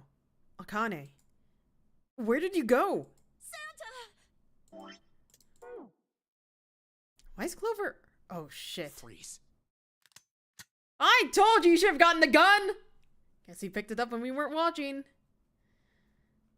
Looks like he's turned the tables on Ace though. Wonder how he likes having a gun to his head. Get up. Sandish isn't about to take the gun off for a minute, is he? Ace isn't putting up any kind of fight. I mean, I don't think I would either, but he just looks drained. I guess he's going for the door, huh? He doesn't need to verify to go through the door, but... Hey, what's your plan, Santa? What are you doing? You can't get through any numbered door with just 2 people. What the hell is he thinking? Didn't I tell you? I'm Santa Claus. It's time for me to go make a wish come true. That's it? That's all he's gonna give us? What the hell does that even mean? Shit, they're out!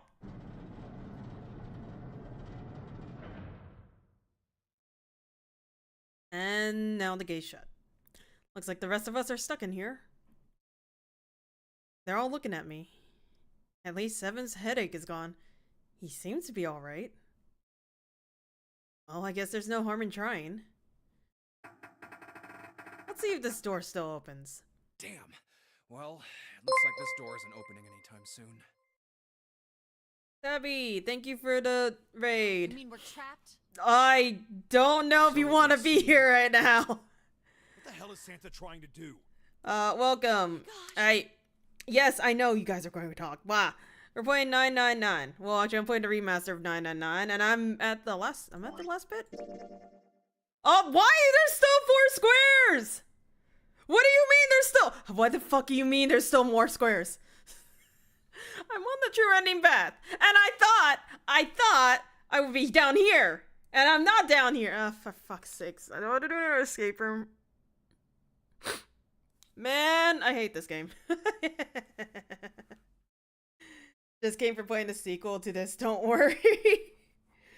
Yeah, no, I've played this game. It's just been a long ass while. I remember like almost nothing, which is why I'm like, why are there still 4 more squares? Yeah, we're at the tail end of it. We're in the incinerator, the place that I hate the most. I thought the incinerator was its own separate ending, which I guess technically it is. But I wasn't in there. But I hate the incinerator. Anyways, moving onward. Oh my gosh, what? Oh my gosh! Have you considered where we are? There can really only be one thing Santa would do now. I don't want to get toasty. No, you can't be serious. Oh, but he is. Shit, we gotta do something. Maybe we can still get out through the door number 9. There's the red. Yeah, alright. We can do this. I've just gotta... No, it's not gonna work. There's no way. The 5 of us can't open this door. 2 plus 4 plus 5... Oh, Jesus Christ. That's a lot of numbers. Is there any combination that'll work? Can I borrow your pen and notebook? I have a pen and notebook? Sure, why not? I don't think I'm gonna need them. Ever again!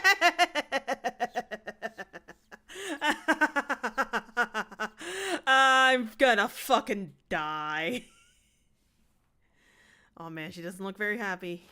What? Hey, no need to be ripping pages out like that. Jeez. What the hell are you doing, Clover? Give me that! No! Alright, at least 7's got it away from her. Maybe now I can get a look at what she was writing. I'm gonna have to pause it for a second. Let's see. Oh my god, that's a lot. Oh my god, that's a lot. That is a lot. That is a lot of them. That's a lot of them. What? And there's no other way? Lotus. Looks like she figured it out though. Man, it's just too cruel. It's okay. Go. No! Lotus. You have 2 daughters! You know you can't do that. You're a coder! Give me that. I'm sure you'd love to get rid of me. No! I mean, you were kind of a bitch at the start! Where the hell did that come from? Wait, what did you just say? No, right. Look like she expected that about as much as I did. Without... if you're not... Look, it'd be bad, alright? Her coffee sure doesn't have much confidence. Bad? Yeah. If there weren't assholes like you around, I'd be out of a job. Wow! Look, I'm just not leaving you behind, alright? End of story. 7. I don't remember any of this. Me too. You didn't honestly think I'd abandon you, did you? You're all idiots. Act as tough as you want, Lotus. We all can see you're about to cry. I'm about to cry for a completely other reason. However, I doubt we would be able to open the door anyway, even if we were to leave Lotus behind. Huh? Why? I trust you remember what happened to Ace? I couldn't see exactly what happened, but I was able to guess what he was attempting to do earlier at the Red. Oh, yeah. No! What is this? I can't remember why this didn't work. Why did this didn't work? Why didn't it work? Digital root should be 9. Is that It not has a to be 9? Is that not a 9? Then why? Why isn't it opening? Just to see, why don't we give it a shot? Give it a shot. Just open the door and don't Yes, go that through. Is what I said. Snake, I love you, buddy. 2, 3, 4. That's 18. Didn't work. You were right. It ain't opening. Is that supposed to be a 4? But it did open 9 years ago. The digital root was 9 then, I'm sure of it. You think maybe they changed the settings? Perhaps. Shit. If we can't get through that door, we can't get out. The walls are way too high. There's no way in hell we could get to the hole Senda popped out 9 years ago. All we can do is stand here and stare at this door with a 9 on it. Yeah, that's not gonna work, by the way. Because the incinerator's gonna turn on soon. Right? Right? Oh! Akane vision! I was watching. I had watched everything that was reflecting in his eyes. I was listening.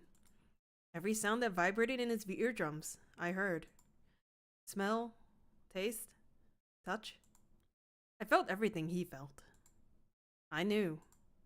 I knew everything about him. What he was thinking, what he was feeling, what he was sensing. All of his feelings and worries and fears became mine. My mind, my consciousness, was inside of him. Through the morphic field set, we were resonant, and we were as one. I was him, and at the same time, I was an observer. It started with a tremendous noise like a clap of thunder. That was approximately 9 hours ago. A bomb had gone off in the ship we were on. That was when my resonance with him began. My resonant event melted into him, and we became one, inside of Junpei. Somehow I found myself in Junpei's mind, 9 years in the future. But I didn't lose myself. I was living in two realities at once. One was the present, and the other was the future. Perhaps you can think of it as two movies showing on the same screen at the same time. Eventually, it becomes difficult to separate them and determine which movie is which. However, if I concentrated, I was able to focus on one or the other. That was why I was able to grasp what was happening in front of me. Come on, over here! That was my brother Aoi. He was yelling. I followed him. Around me were 7 other children. They all looked like they were about my age. Come on, hurry up! We ran down a long straight hallway and burst into the large hospital room.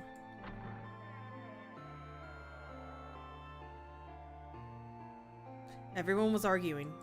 2 of the boys got into a fist fight. A girl watching them began to cry. "I want to go home," she cried. "I want to go home!" Another girl slapped the crying girl and glared down at her. It had been 2 hours since the Nonary game began. We were starting to fall apart. But just when all hope seemed lost, Light started talking. He was blind. 9 years later, we would call him Snake. Hello? Everyone? Could you come over here for a moment? He was older than most of us and his voice had authority and dignity. The fights died down and we gathered around him. I have a little sister. She is very important to me.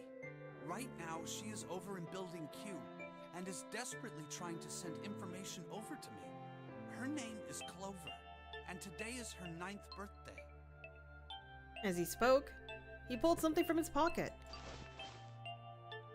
In his hands were 9 4-leaf clovers. I was going to give these to her as a birthday present. I was outside picking them when I was abducted. I'm sure I've already told you, but I am blind. For a man who can't see, collecting 9 of a very specific plant is, well, it is difficult. But my sister means a great deal to me. And I hope that these would show her how much I cared for her. Since it's her 9th birthday, I thought 9 4-leaf clovers would be appropriate. Every one of you has a brother or a sister in Building Q with Clover. For their sake, we have to survive. We have to get off this ship. Do you understand? If we're going to do that, there are 3 things you have to remember. We need trust and love, and we have to have faith in one another. If we can take all 3 of those to heart, then I promise that good luck will come our way. Did you know that the leaves on the 4-leaf clover mean faith, trust, love, and luck? Those words are leaf words. So if you believe what I've told you, and you understand, then I want you each to have one of these. They're a promise between friends. He gave a clover to each of us. I took one too. Eventually, he was left with only a single 4-leaf. He had one last thing to say. Now, don't ever forget, so long as you have that, we will always be connected. Do you understand? When he finished, the tension of only a few minutes before was gone. We were calm. After that, we ran around the ship for a while longer and opened several of the numbered doors until we finally found a door with a number 9 on it. In fact, there were 2 doors with number 9s on them, and we found them in the chapel. We split into 2 groups and walked through the doors.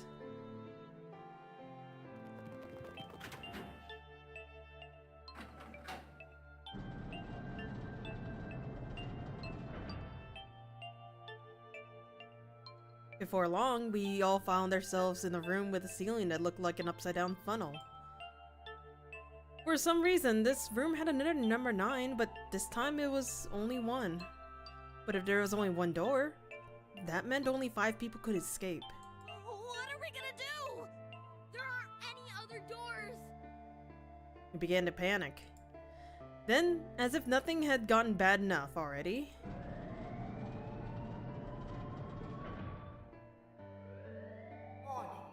Warning. Emergency incineration command has been acknowledged. Automatic incineration will take place in 18 minutes. unrelated, I'm really triggered to using this alert sound because it sounds just like your generic fire alarm, and I swear to God I have to make sure I'm not crazy that it's not from my building. Please evacuate the incinerator immediately. Fuck this, man. Repeat. Emergency incineration command has been acknowledged. What? What's happening? What did that thing say? That didn't sound good. My brother always swallowed hard and answered. I think it means this room is gonna burn. Burn! The plaque on the door says incinerator, and that voice said that the incineration is about to start. And incinerate means to burn. No! Help me! Abject terror filled the room as everyone began to scream and cry. Every pair of eyes were filled with despair.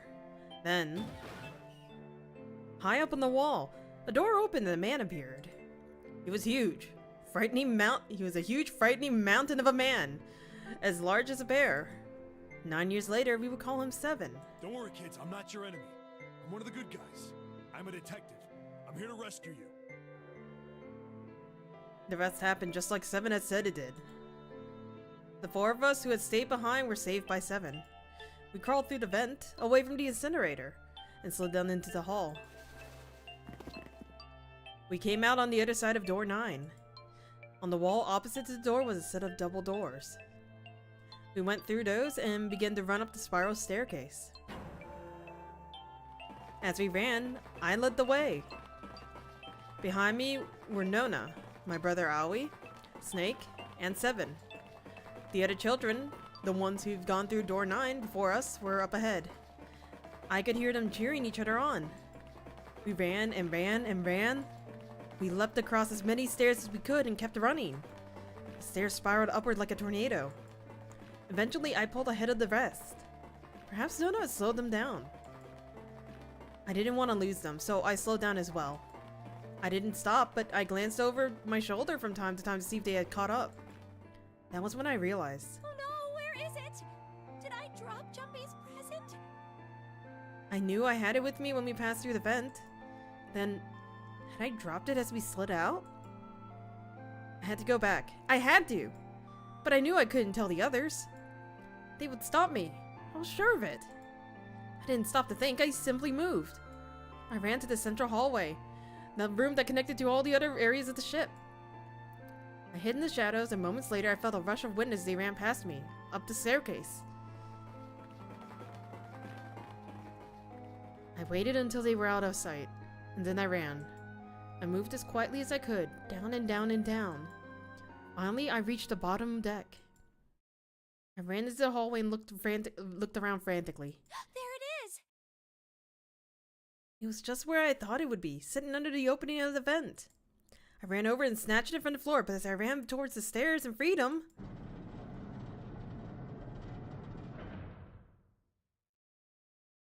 The door to the incinerator opened, and a man stepped out. It was Hongo. Gentaro Hongo. 9 years later, we would call him Ace. Ah, how wonderful to see you decided to come back. I want to kick him in the face. His smile made my blood run cold. It looked mechanical, as if someone had simply pulled up the corners of his mouth. Come with me. We must continue the experiment. I shook my head, eyes wide. Slowly, I began to walk backwards. 1 step, 2 steps, 3 steps.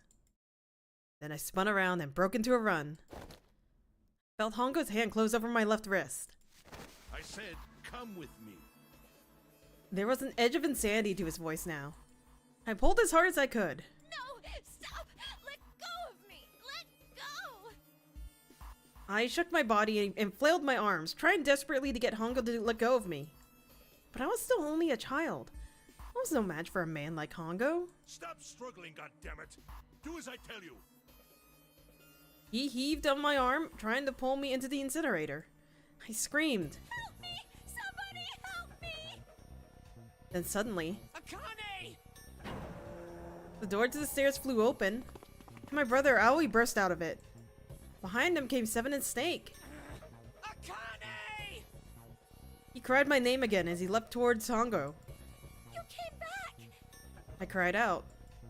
But then, Ah! You're too late, idiot! Hongo threw his full weight against my arm, pulling us both into the incinerator.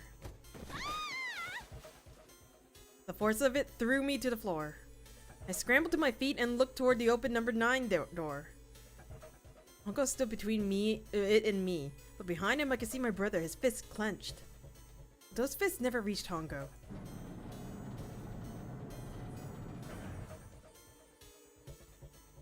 With the cold, heartless screech of metal on metal, the door slammed shut. Hongo glanced at me mechanically, his face registering that there was an object there, but not anything he would consider a human being. And he turned away and walked to the red that sat next to the door. He reached into his pocket and removed 2 bracelets. He waved them both over the scanner panel. 2 asterisks appeared on the red. He checked the screen and tossed the bracelets carelessly onto the floor. What was he doing? What's the point? He made no effort to explain himself, of course. He said nothing at all and walked past me as though I was nothing more than a rock by the roadside. A few moments later,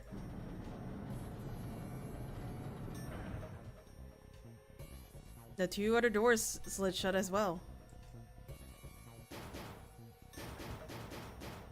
Faintly, I could hear someone pounding on the door behind me. I turned around and ran towards the door with the number 9. Akane! Akane! Are you okay? I could hear a voice from the other side of the door. A worried and frightening voice. Help me! My throat was already raw, but I screamed as loud as I could.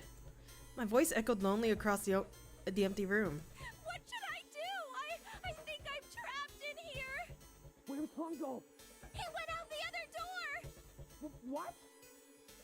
Then it started again. Warning. Warning. Emergency incineration command has been acknowledged. Incineration will begin in 18 minutes. Please evacuate. Junpei vision. immediately. Holy shit. Man, I knew what it was gonna say, but that's one hell of a creepy voice. I knew it! It's starting.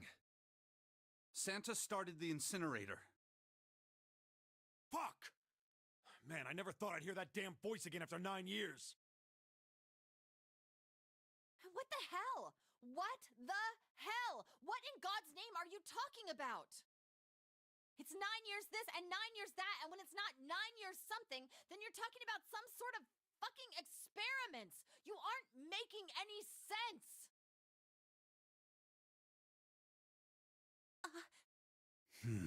Right, Lotus is completely out of the loop, and I'm she sorry, won't know Lotus, but because we of, really don't have we, time di- to explain we it right now. don't tell her about her daughters. I promise. I'll tell you everything once we get out of here.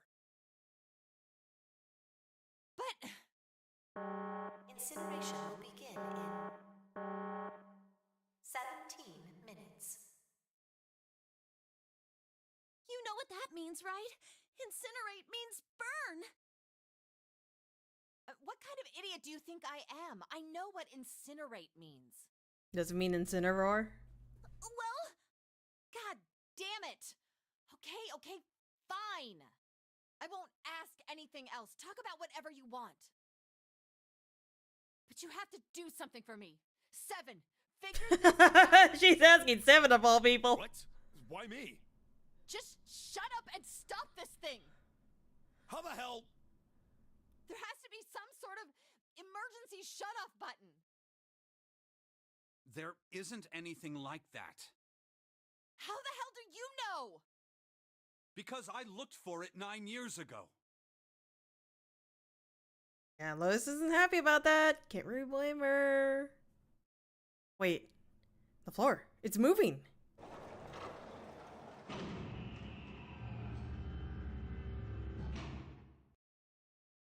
What else can I say about it but... What the hell is that?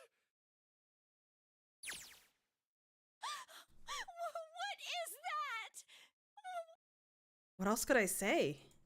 The floor opened and the machine rose out of it. It looked like a computer.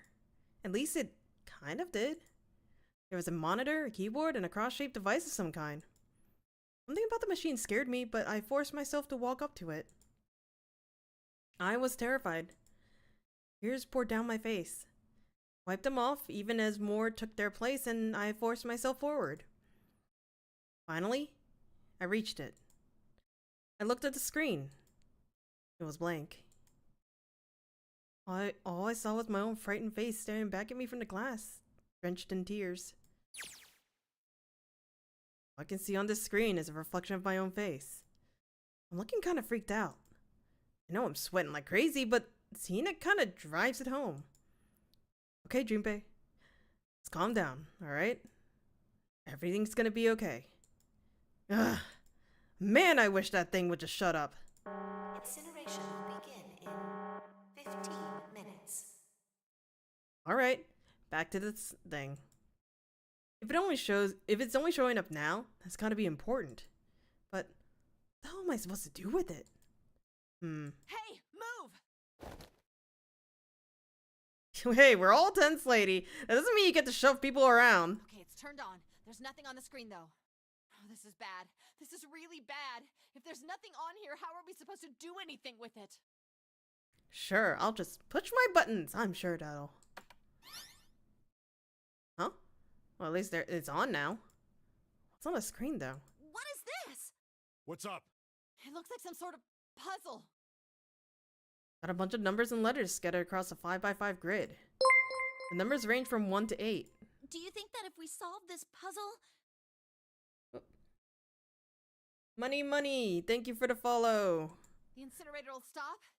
Yeah. Oh, I'm about to get myself killed. Don't mind me. Alright, puzzle. How do you work? Oh man, that goddamn voice again. Incineration will begin in I really hope this is not a time segment. 13 minutes. Shit. 13 minutes. Can we really do this? My heart feels like it's gonna pop. My heart was pounding like it was about to explode. I stared at the puzzle on the screen. I was sure I had to solve it somehow, but I had no idea how. My connection to Jumpy has been gone for a while. His mind was gone. I couldn't get any more information from him. I felt the seconds tick by as I stared at the screen, completely lost. My cheeks felt hot as tears poured over them. Then I heard a voice. Hey, what are you doing? It was muffled. I turned around.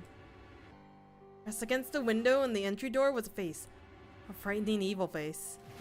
Hi, that's not creepy at all. It was Hongo. How long had he been watching me? Don't know what to do. He was yelling, but his voice was still muffled. It's simple, really. But I suppose I might as well tell you. Just solve the puzzle on that machine. God, I want to punch you in the face. His laughter was muffled by the door, but it still tore at my heart like the claws of a vicious monster. Bit my lip and glared at Hongo, struggling to hold back hot tears. You're a terrible person! I hate you! Oh my! How could you call a gentleman such as myself a terrible person? That's not very nice. Does anyone have a ice pick? I think I need to perform a little bomb through the glass. Just a thought. I'm quite fair. I don't use tricks or play dirty. You see? I've even left you a way out. Didn't you hear me? All you have to do is solve that puzzle. Do that, and you can stop the incinerator. What's the point of stopping it? You'll only capture me and make me do this all again. I'm not going to listen to you. If you're just going to throw me back in here, I might as well just die now. My goodness, haven't you listened to anything I've said? I told you, I'm a fair man. Huh? If you solve the puzzle, the verification function of the red will in turn activate. If this experiment is to deliver valid results, there must be a chance of success.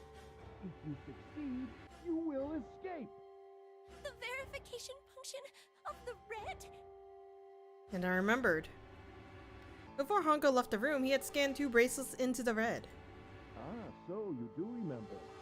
Right now there are 2 numbers in the red. The first is 1, and the second is 3. Say, Akane, what's your number?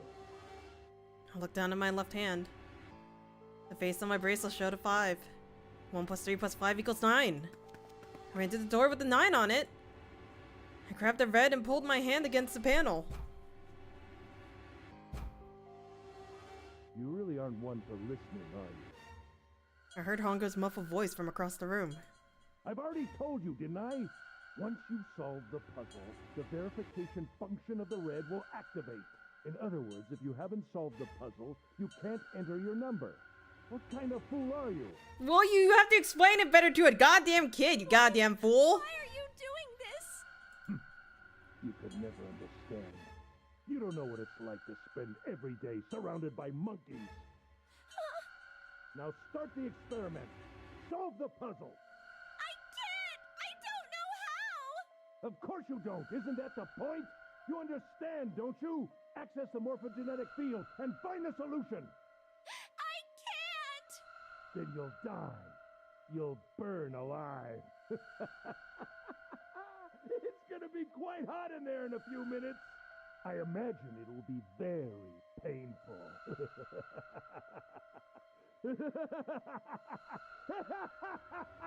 Okay, let me restate that fact. Can I have 2 ice picks? 1 for each eyeball.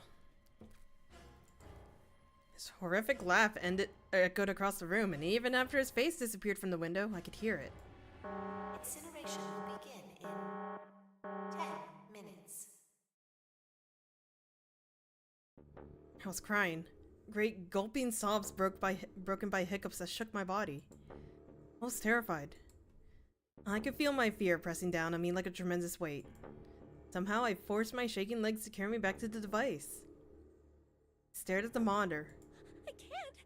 I just can't. There's no way. I can't figure this out. What was I gonna do? I didn't know. I didn't even know where to start. Fear scattered my thoughts, and all I could think of was how I was gonna die. My palms were sweating, my blood was boiling in my veins. It was hot. So hot. I couldn't breathe. I felt dizzy. My heart roared in my chest as if it would pound itself to pieces.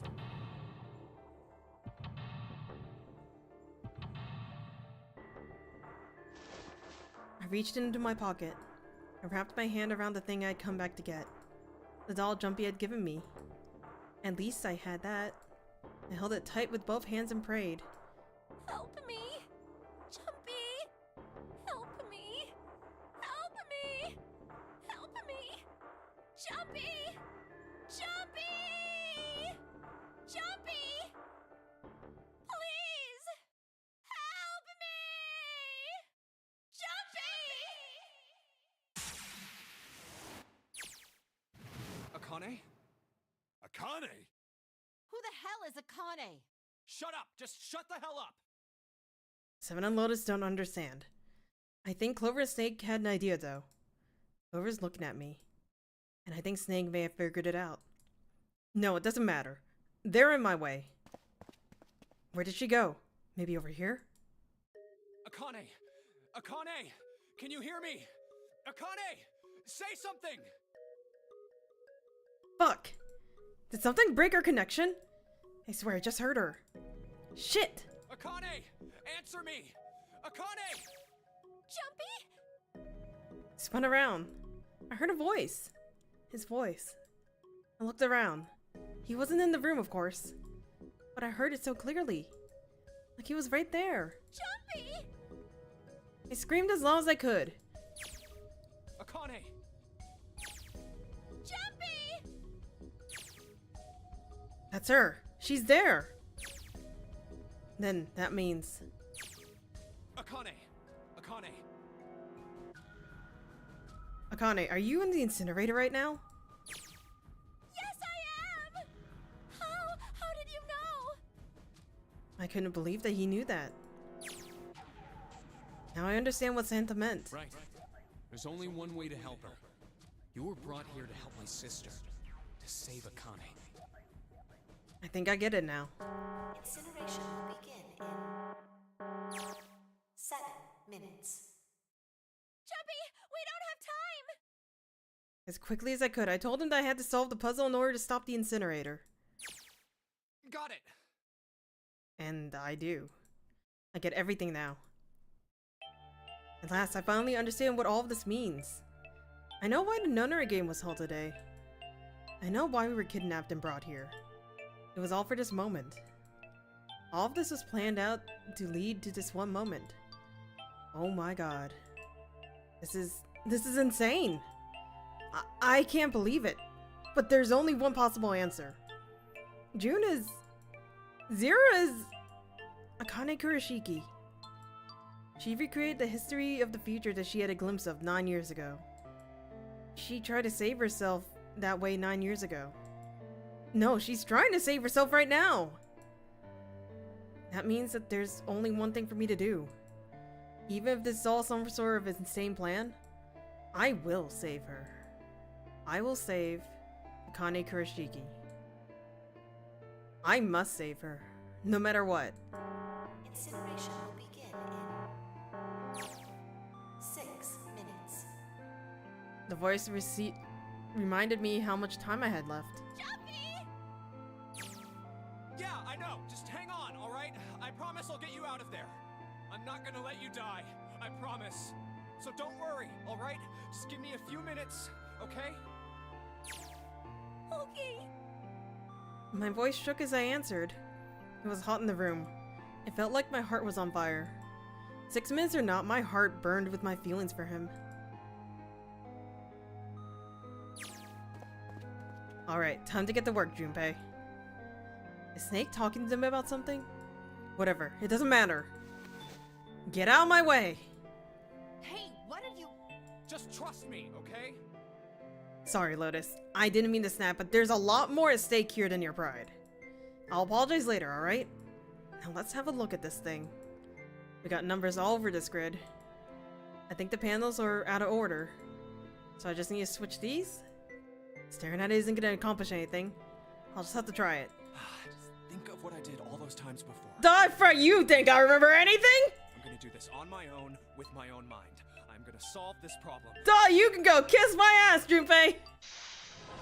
Fuck me sideways, alright. So here's the problem. I'm pretty sure I played this entire game with like fucking guides, which is why I don't remember half these puzzles. Cool, I don't have a fucking timer. Hi, Sarah, how you doing? Yeah, no, I gave up last night because I can't check the flowchart. I only went like 2 squares down from that flowchart from when you saw, and there was like 8 more left. I'm like, nah, I can't do that in one sitting. There was also another escape room. Okay, I assume this one can't be moved. Yeah. And that one switches. Huh? Oh,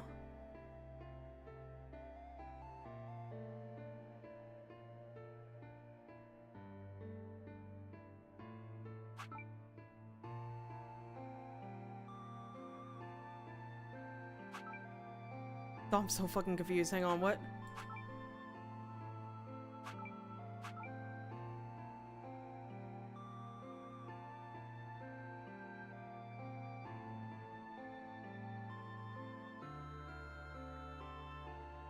Hold on.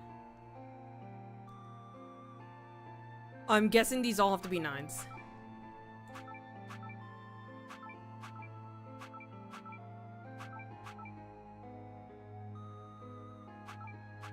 I'm guessing these all have to be 9s.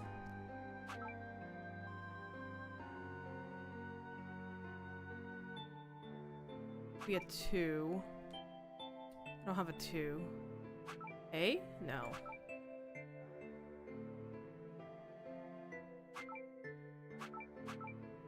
Okay, can't be any of these. This? No? Is it R? No?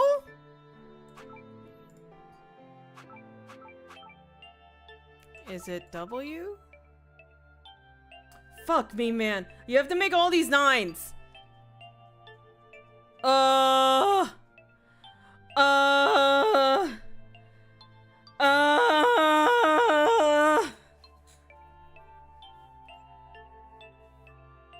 Panic.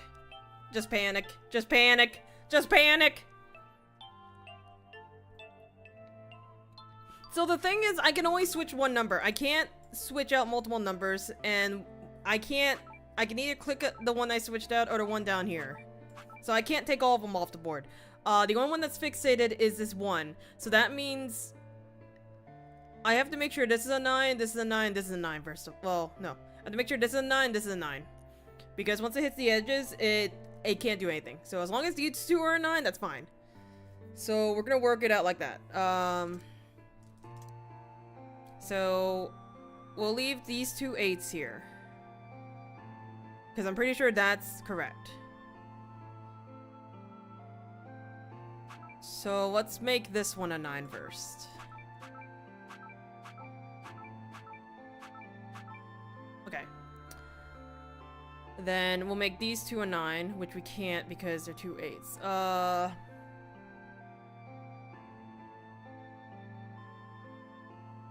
Wait. What determines which one's vertical and which one's horizontal?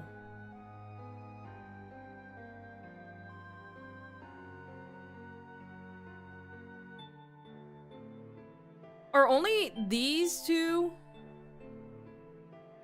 lined up and then everything else is horizontal?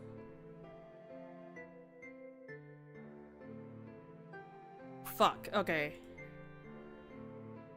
That would pose a problem then.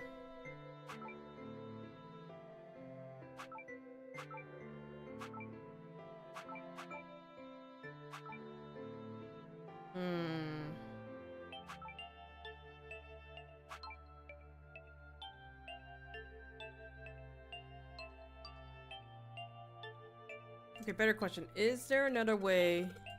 Yes, I know! Shut the fuck up, Junpei! Shut the fuck up!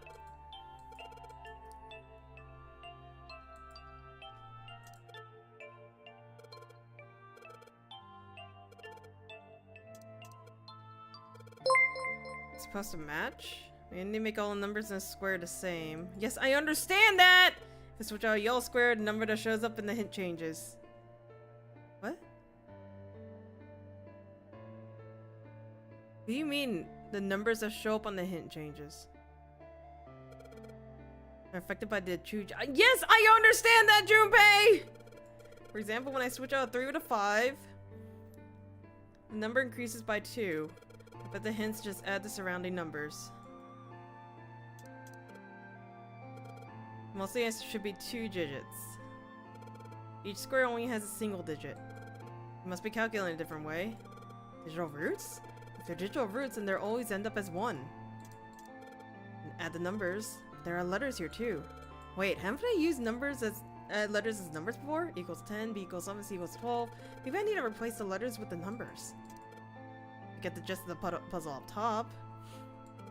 I just need to make all of the digital roots the same. Yes, I know! I understand! Junpei, that is not helping me! At all! Fix all the hint squares around it. Wait. But one square doesn't get a hint number. 9th square at the bottom. Only this one stays blank. Maybe a fixed number goes there. The 9th square has a different rule. Oh, I knew what number goes here. Are you talking about this?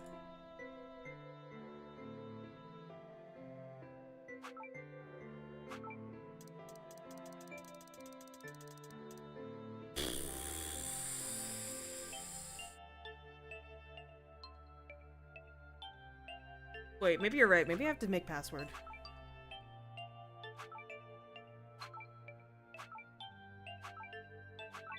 Oh my god, that's so stupid!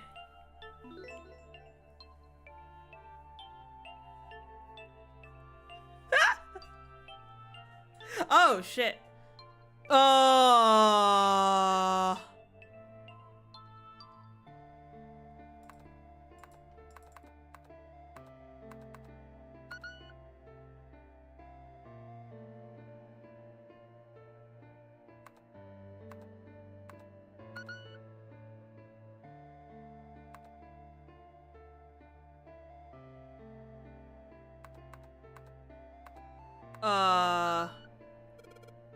Password? I'm inputting a password now then. Are there any hints? What the hell am I supposed to put in here? Hang on. 2, 3, 4, 5, 6, 7, 8. There's 8. Duh.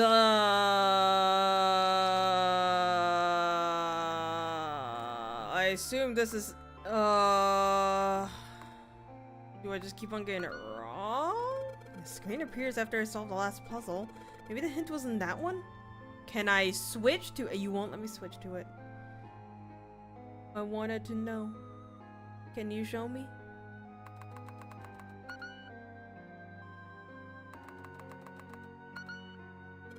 The puzzle. The answer ended up being password. And after it was an extra space. The 9th square. Maybe that's the password. I probably have to add them up. Fuck me sideways. I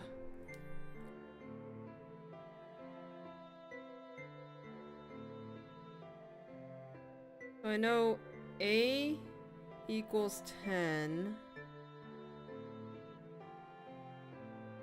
B, C, D, E, F, G, H. No. B, C, D. 13. B, C, D, E, F, G, H, I, J, K, L, M, N, O. That's 14.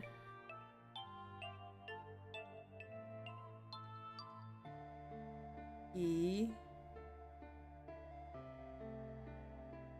Q, R, S, T, U, B, W,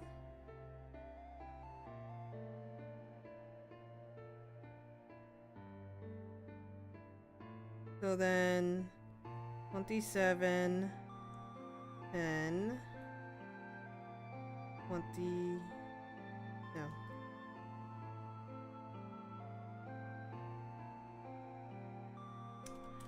25, 10, 27, no, 28, 28, 32, 24, 27, 13. How do I do the calculator function?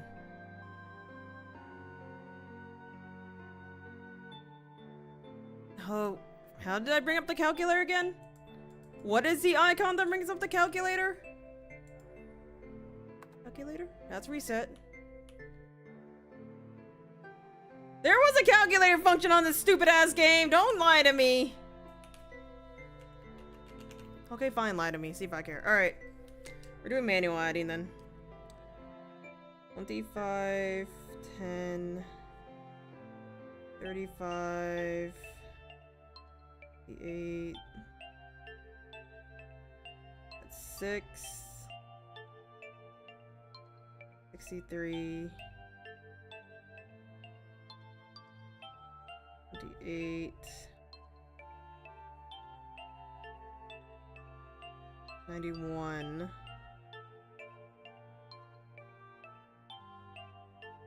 100, 23, 147, 174, 187. No, damn it.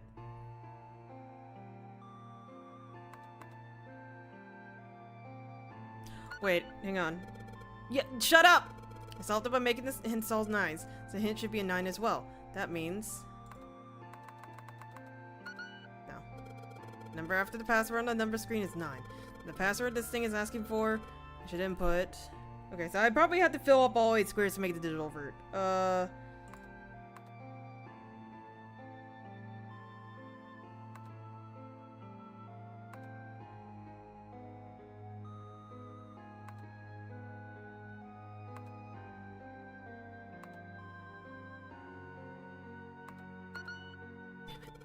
I tried.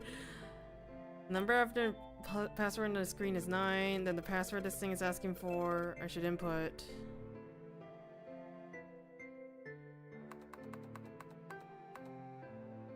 Nine, 18, 27, 36, 45, 50. What? Why does not all 9s not work? 9. Then the password this thing is asking for. Junpei! That was fucking dumb! What do I put down here? Oh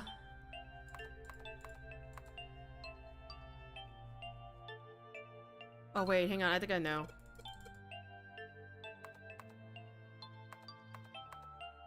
No, that's not how you spell her name. Never mind. Okay, you are literally not helping.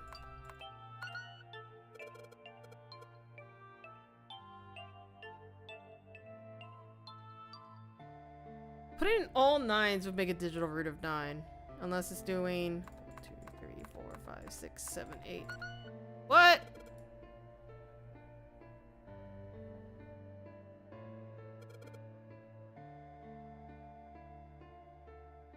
Do I just put down 1? Oh, for fuck's sakes.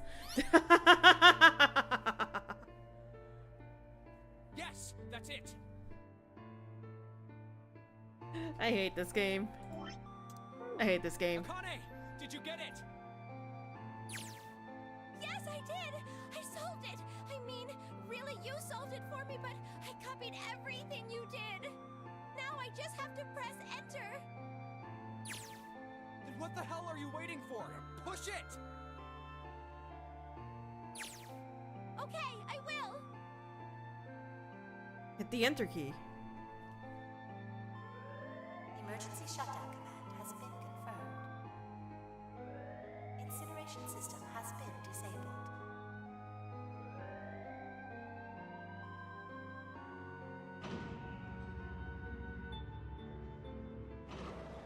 Can it eat both our butts with a side of dicks? Jumpy! It worked! It worked! The incinerator shut down! It worked! Tears rolled down my face as I cried out to him, but they were a very different sort of tears. A wonderful feeling of accomplishment and relief flooded my body. At the same time, what strength that I had left disappeared and I collapsed to the floor. For a while, I just laid there, laughing and crying and enjoying being alive. Every time I thought about him, I thought my heart would burst. That's what happens when you overthink things and they give you more spaces than you really need. Can't quite believe I did that. But I'm so glad. So glad. I feel like my heart's on fire.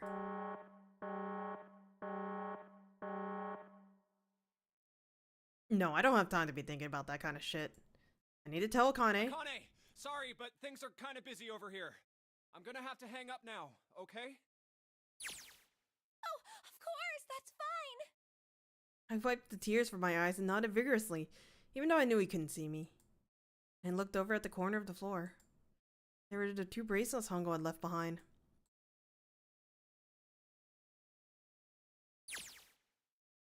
Now. While Seven and Lotus don't look particularly happy with me. Not a very nice look to give to someone who just saved your lives, guys. Junpei, are you... Okay? Ah, shut it. Right. Okay, so maybe they have a reason to be pissed off. What if I hadn't pressed the enter key yet? Alright, nothing's holding me back now. Here goes.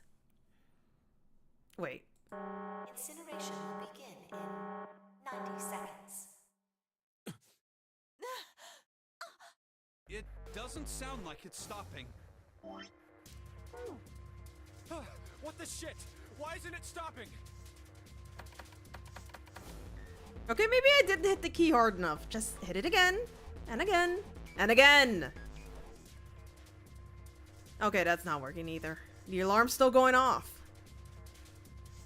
What the hell is going on? I've got all the right numbers in the right boxes. It's perfect!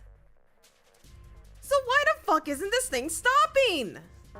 Incineration will begin in 60 seconds. Wait, of course. That's what the number that showed up after the puzzle means.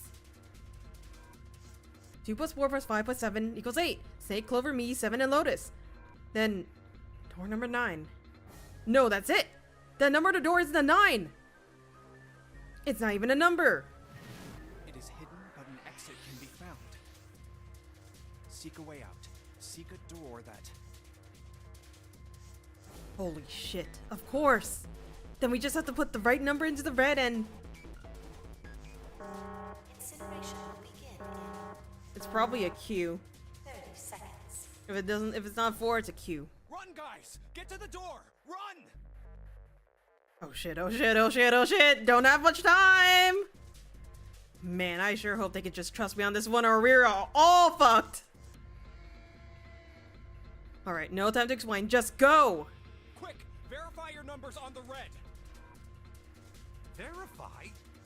Who? What combination? All of us! We all need to verify! Why? You really think this is a good time to ask questions? Just do it! God, Junpei's about to kill them. Hurry, hurry, hurry, hurry, hurry! Incineration will begin in 10 seconds. 9, 8, 7, 6, 5, 4, 3, 2. Central gate has been opened. Incineration system has been disabled.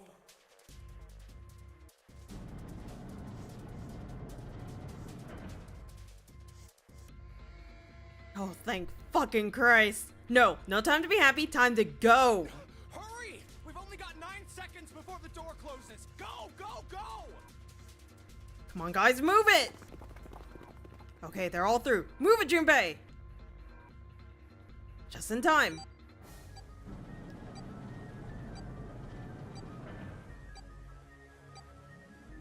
And there goes the door. No, don't calm down yet. You're not done. We still gotta find the dead.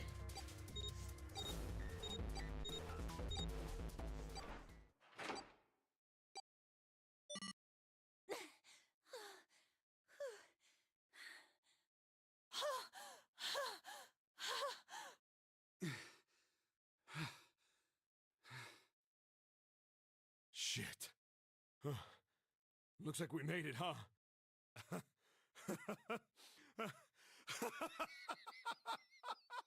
God, he's too old for this. Man, that guy sure can laugh when he wants to. Looks like Clover and Lotus are totally out of energy. Snake is shaking his head wearily. I just want to take a nap, but... Akane? Akane! Can you hear me? Akane! I tell her we made it. I want to tell her how good I feel. But nothing.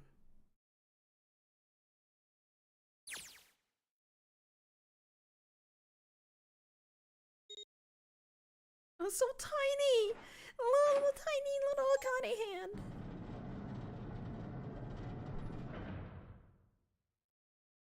The door opened, standing in front of me with my brother. Akane! Oi! I cried his name, even though my voice was almost gone from screaming, and leapt into his arms. Oh, oi! Akane! I buried my face into his chest and cried again. I cried and I cried and I cried. The steady thump of his heart in my ear made me feel like I was home. Its beat was almost like a lullaby. I wrapped my arms around him as far as they would go and held him as tight as I could. Just to be there felt like a miracle. I haven't felt the warmth of another human body in what had seemed like an eternity. I just wanted to stay there in his arms forever. But I couldn't. The moment I passed through the door, my bracelets had begun to count down to death. I leapt away from it and looked around.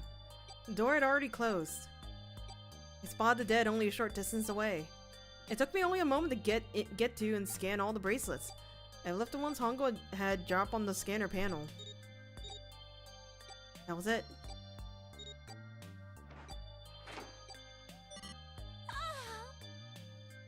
Took a deep breath and then looked around again. The huge detective who we call 7 in 9 years and Snake, the blind boy, were looking at me. They seemed to have been utterly stunned by my sudden appearance. Their eyes were wide and their mouths hung open. Alright, let's get out of here.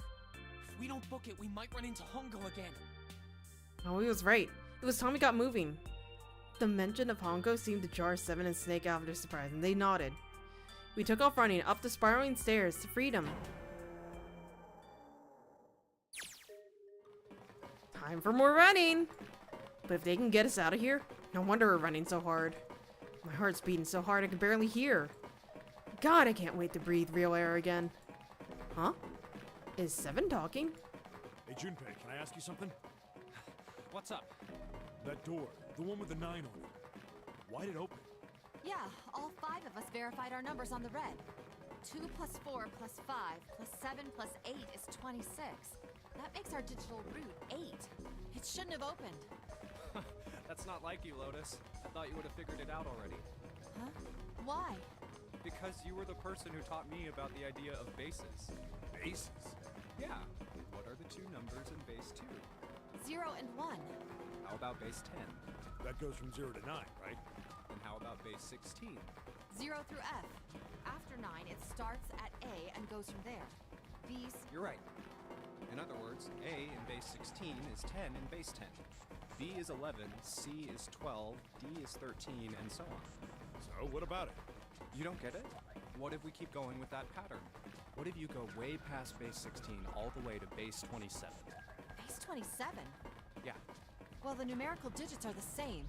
So, I guess you'd add alphabetical digits. E is 14, F is 15, G is 16. H is 17, I is 18, J is 19.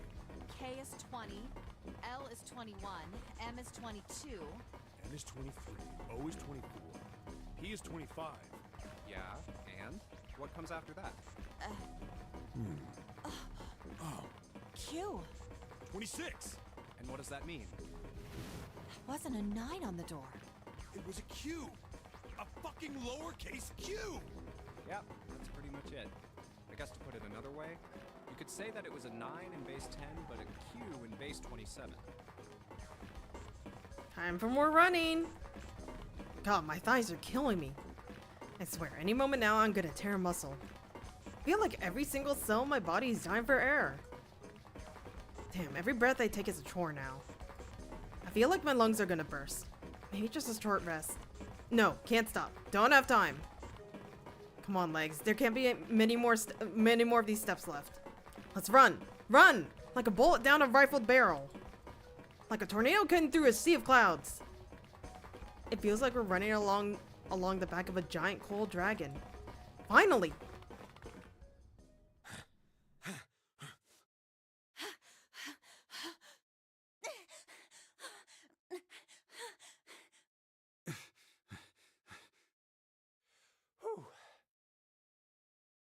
Jesus, I could barely breathe. No, Junpei, no time to rest. Pull yourself together, you're almost there. Alright, I'm gonna open it. Yeah. Yes, we're finally here. Please do. Sure, you look like a big heavy door, but you're the only thing standing between me and my freedom.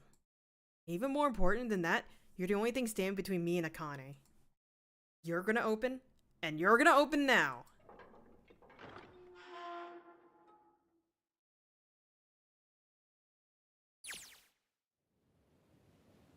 I felt a hand on my shoulder. It was always. He gave it a small, reassuring squeeze. I was so happy I felt like I could melt. My heart was at peace. And not only because my brother and I were back together, thanks to the huge detective, all 9 of us have been kidnapped. We're finally able to escape from the gigantic. On the distant horizon, we could see the faint outline of the ship as it sank. It gave a thunderous roar as it finally slipped beneath the waves. Its last cry echoed out across the ocean. And then it was gone. It's over. Oh, he whispered. Yeah. It was over. It was finally over. Or was it? Was it really? No, that was wrong. That wasn't it at all. I was sure of it. This wasn't the end. It was only the beginning. This was only a prologue to what would happen in 9 years.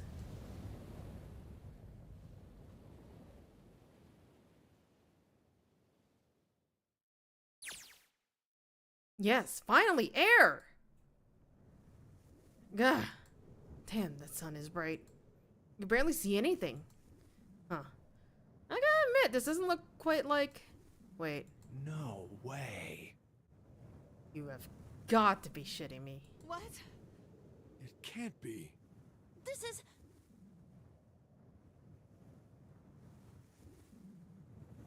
Look at that. We're in the Nevada building. This makes much more sense now. Desert. the mock experiment building. Oh my god. This whole time we were in Building Q. Fair enough. That's a desert out there with mountains all around it. Hello there, son. Boy, am I ever glad to see you. I don't think I've ever been so happy to see a sunrise. Huh? Did I just hear something fall? Right. Our bracelets. I guess I've never really gotten a good look at the underside of one of these. Let's see what's inside you. Just a little electronic chip like an ATM card. That's it. There's nothing else. Nothing that even looks like a detonator. There was never a detonator to begin with. Figures. Akane.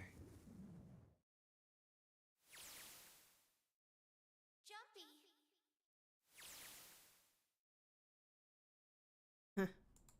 I guess I must be pretty crazy about the girl if I think I'm hearing her voice in the wind.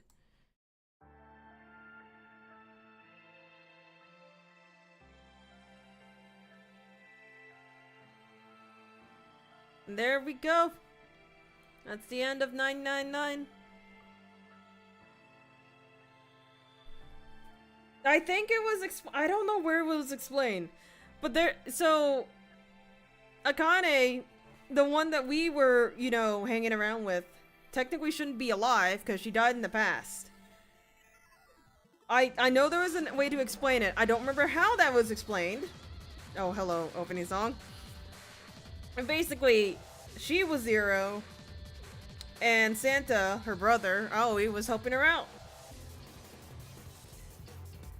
And we did this entire thing in the building of, the Vada building in, Building Q. Which actually, now that I say it out loud, makes a lot more sense. I fucking hate you, you stupid ass game.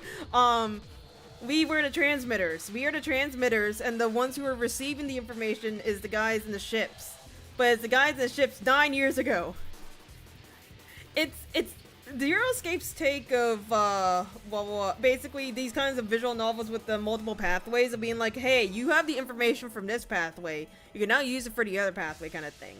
Which I find interesting. It is confusing as all fucking balls, and I will stand by that fact no matter how many times I have to play this game, goddammit. I'm still not entirely sure how Akane was here, and I'm hoping it'll explain it. And if it doesn't, it might explain it later in the other games. Because you have to keep in mind, 999 set the precedence of the morphogenetic field. The thing, the experiment. So it's gonna try to do that for the other two games as well. It's literally how it goes. Hello? Are you okay? Am I okay? That's the thing! The one thing I don't understand is that Junpei did not say he was kidnapped. He has no recollection of ever being kidnapped. So, I don't know if it was referring to Junpei in the future, when she was saying that her connection to him was cut off, or if it was younger Junpei. I don't fucking know, man. Oh, come on. This is nothing. Really? Yeah. You don't look okay. It was just before the end of elementary school. Jumpy and I were sitting next to each other on a small hill, looking down at the town as the sun slowly set. How does it look then? He was half serious and half joking. I thought about it for a minute first. Oh! Let's see.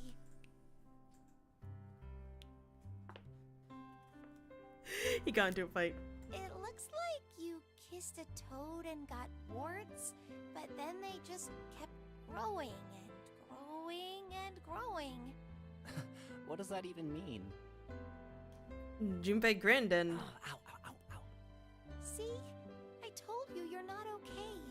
You're too reckless. You can't beat 5 8th graders jumping. 5? Crazy.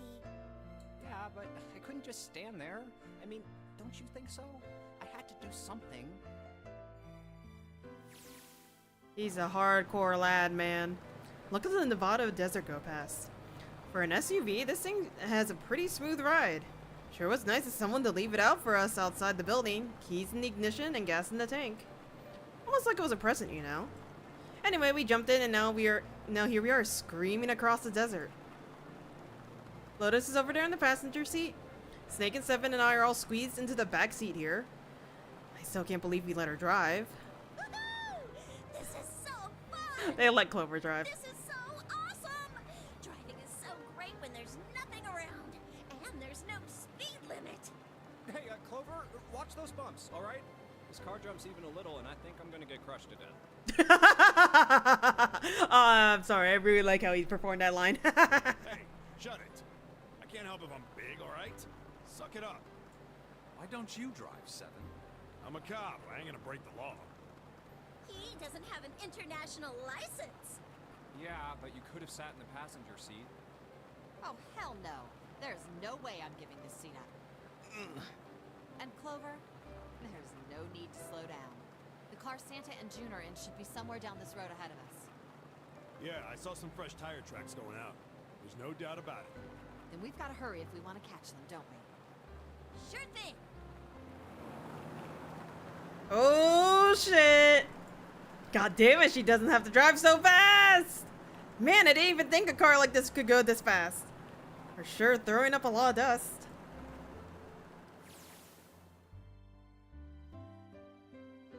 It was a couple of hours after we run into the junior high students. They've been hiding in the bushes on the back of one of the hills, drenching the kitten in gasoline. The moment we saw what we were doing, Jumpy ran up to them furious. Hey, what the hell are you doing? Then he jumped on them. He quickly scooped up the kitten and tossed it to me. I caught it and ran for the police station as fast as I could. Help me! Officer, please! You have to come with me! The policeman and I headed back to the hill. All we found was Jumpy, sprawled on the ground with a face covered in big swollen lumps. You couldn't run away after you threw the kitty to me? I asked him. He stuck his tongue out through the hole in his mouth where a tooth had fallen out. Yeah, I guess I could've. Then why didn't you? I didn't want to. I wanted to beat him up. Beat him up real good. Because of what they were doing to the kitty. Yeah, that too, but I think they were the ones behind those murders our first semester. Remember? Oh, you mean the bunnies. Yeah, the bunnies. He plucked some grass from the ground and tossed it into the wind. They asked me what elementary school I was from, so I told them. And then they said they'd do the same thing to you that they did to the rabbits. I couldn't forgive them for that, so I...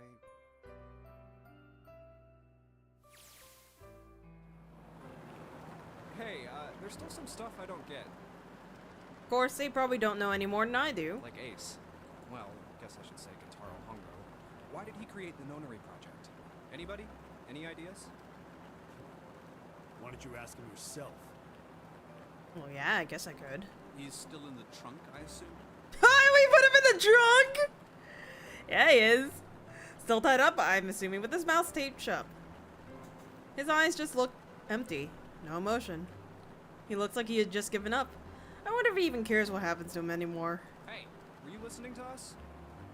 Yeah, go ahead and try to pretend you weren't, you old bastard. Get that tape off your mouth.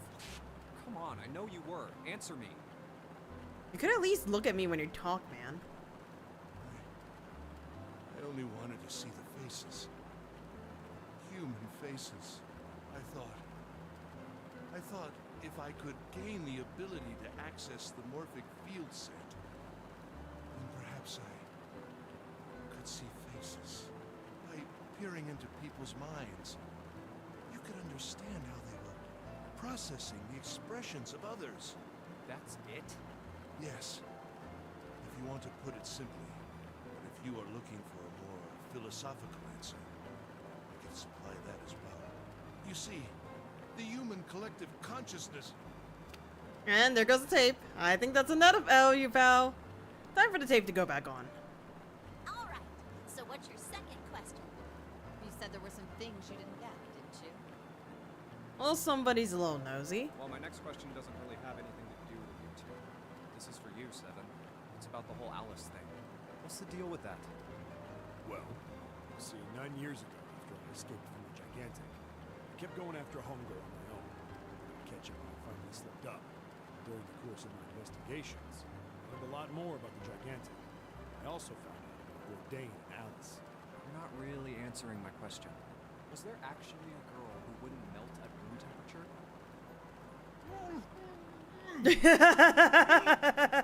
Sounds like Hongo has something to say. Alright, fine, I'll let you talk, but you gotta behave. What?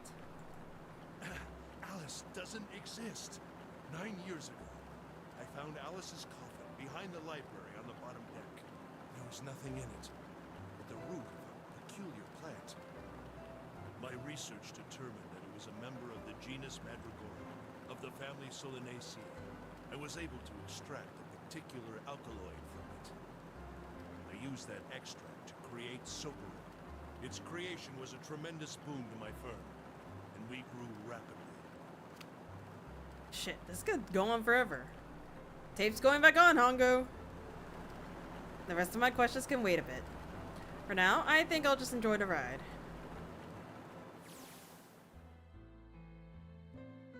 Here, this is for you. What's this?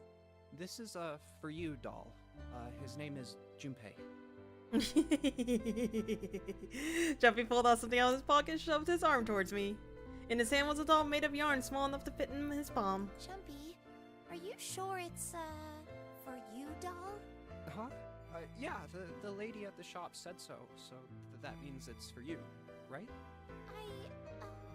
Are you sure it's not a voodoo doll? Wait, what? That's... Oh, man. Well, it sure looks like a voodoo doll. I mean, you do know what a voodoo doll is used for, right? Yeah, I guess calling it Junpei isn't a very good idea then. Why are you giving me this anyway? It just seems really sudden. Well, you know how after June, we aren't gonna get to see each other too much? I mean, we're gonna be in different schools, and I just thought I'd, Oh, okay, well, how about we call it June, then? Okay. So, I wanted to give you this. You sound like some sort of tribal chief in a bad movie. Yes. I, head of tribe. This doll, traditional charm of tribe. So I give this. It me. So we always together. Oh, Jumpy. If something bad, then hold and pray. I go wherever you are. So here, take. I reached my hand out and picked up the doll gently. Thank you. Thank you so much, Jumpy. Before I knew it, I was crying.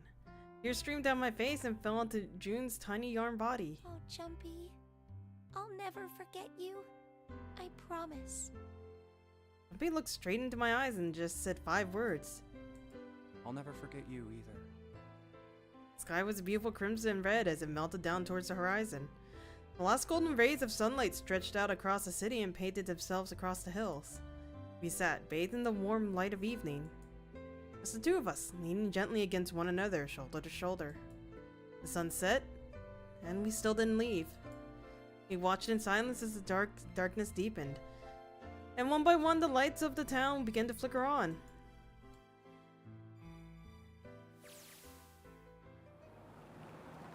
There's still one thing I don't get. To be honest, it's the biggest mystery as far as I'm concerned, and also the only one that's really important. It has to do with June and Akane. 9 years ago, she died in the incinerator on the Gigantic. But she's still alive now. That's June. But how? Was it because I tapped into the morphic spiel set and saved her 9 years ago? Alright, let's say that makes some kind of insane sense. If I did that, then how do I make sense of what Seven remembers? Snake makes sense. He's blind. He couldn't have seen her body anywhere. But Seven, he said he was sure he saw it. Does this mean there's some kind of historical discrepancy? Or wait, maybe that's not it at all. There is one other logical explanation. Was what you told me the truth, Seven? You look satisfied. No. No way. He couldn't. Hey, look! Over there. There's somebody next to the road. Huh? What? Hmm?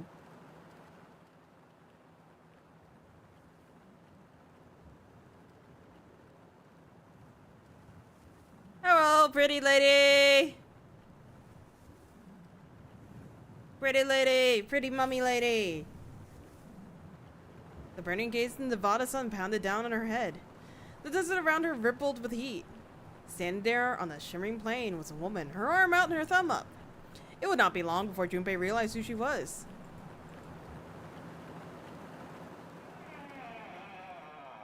That's a door.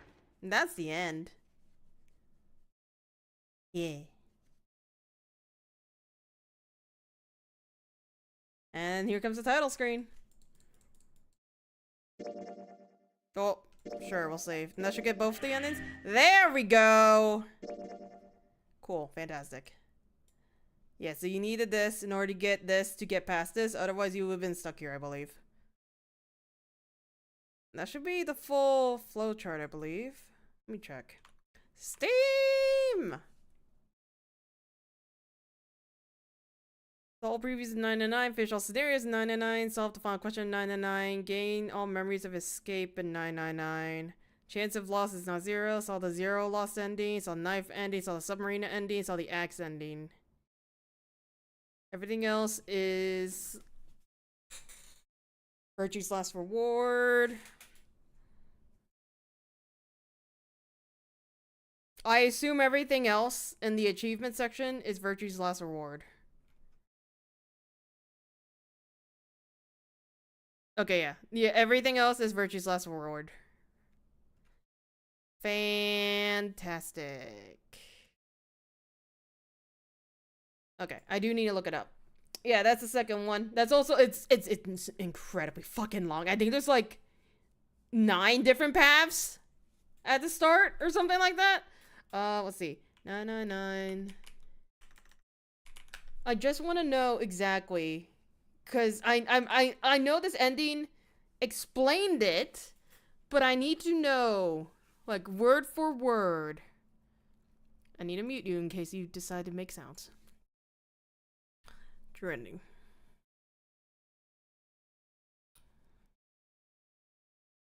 Oh.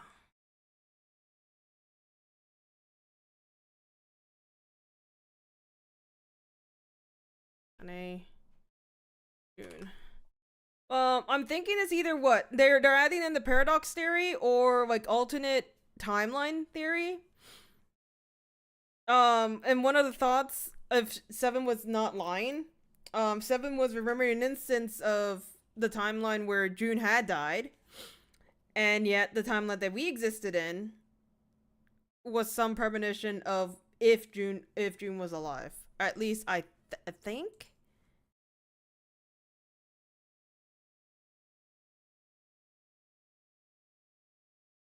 And I just...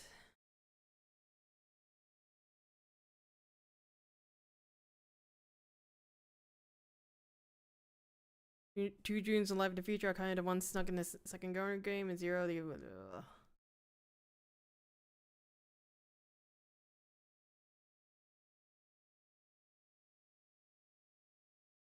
No! Someone asked the question, why did they ever explain why she kept getting sick so randomly? She often got fevers on the routes that had her predestined to die, aka being burned in the incinerator. Why you gotta be like this?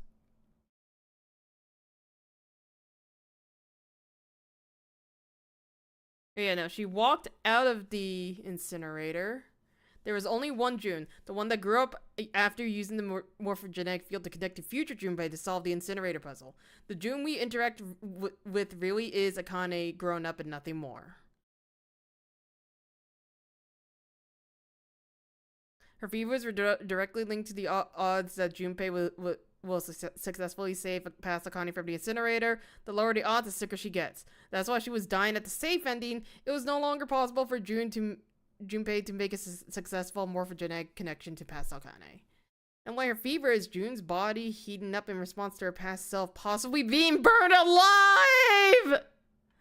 If you went into door 3, Santa explains how, while it's extremely rare, a body's temperature can reach 107 degrees due to fever. Any higher, and the proteins begin to harden, causing the organs to fail. That's pretty much what's happening to June if you're going off course. Eventually, her fever exceeds 107, her organs fail, causing her to die.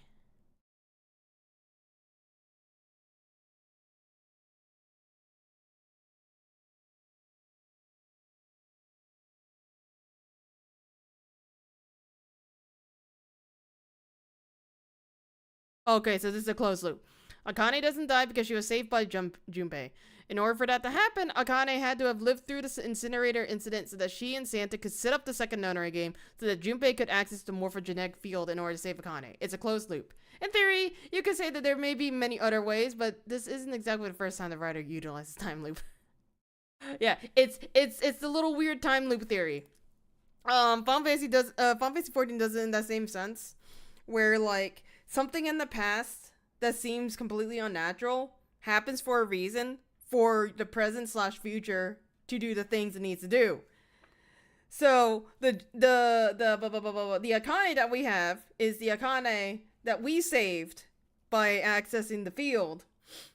And the whole point of this 9 years in the future is to make sure that Junpei can connect to that same Akane to access the field so that she can be saved. And if she doesn't, then Akane in this one will die. It's really all these different fucking theories. I hate this goddamn game. I hate this goddamn series. It only gets worse with the other two games. I guarantee it only gets worse with the other two games.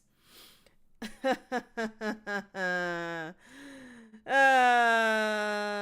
was a dirty cutscene skipper for most of Endwalker. You sack of dicks. I'm gonna make sure you... Actually, I can't. I don't know what else I can do to you. Yeah, pass. Yeah. That's the end of 999. And we get a little bit of a... Not a spoiler, but a premonition of what's to come. Well, sort of. More like a secret that is very confusing to me. Why did you go back? You asshole! Get me out of here. Okay. Just let me save. Yes. And then this should have every... Yep, it has every memory of the escape. We could delete the memory. The preview. Is this... That's the wrong answer. Actually, I'm Santa.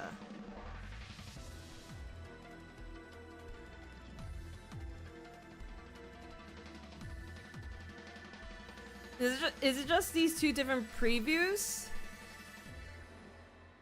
I'm so confused. It is time, let our game begin. I'm so fucking confused. But yeah, that's basically it. That's the end of 999. Now the question is, when will I ever play the other two games? Honest to God, I think I'm gonna give it a wait before I touch Virtue's Last Reward, because I just remember that game is long as all fucking balls. I think Time Dilemma is even longer, but Time Dilemma also has that weird RNG factor to it. I'm not kidding. So some of these crossways, hang on. Can I show you the flowchart? You sack of dicks, motherfucker, sack of dicks, my bit. Okay.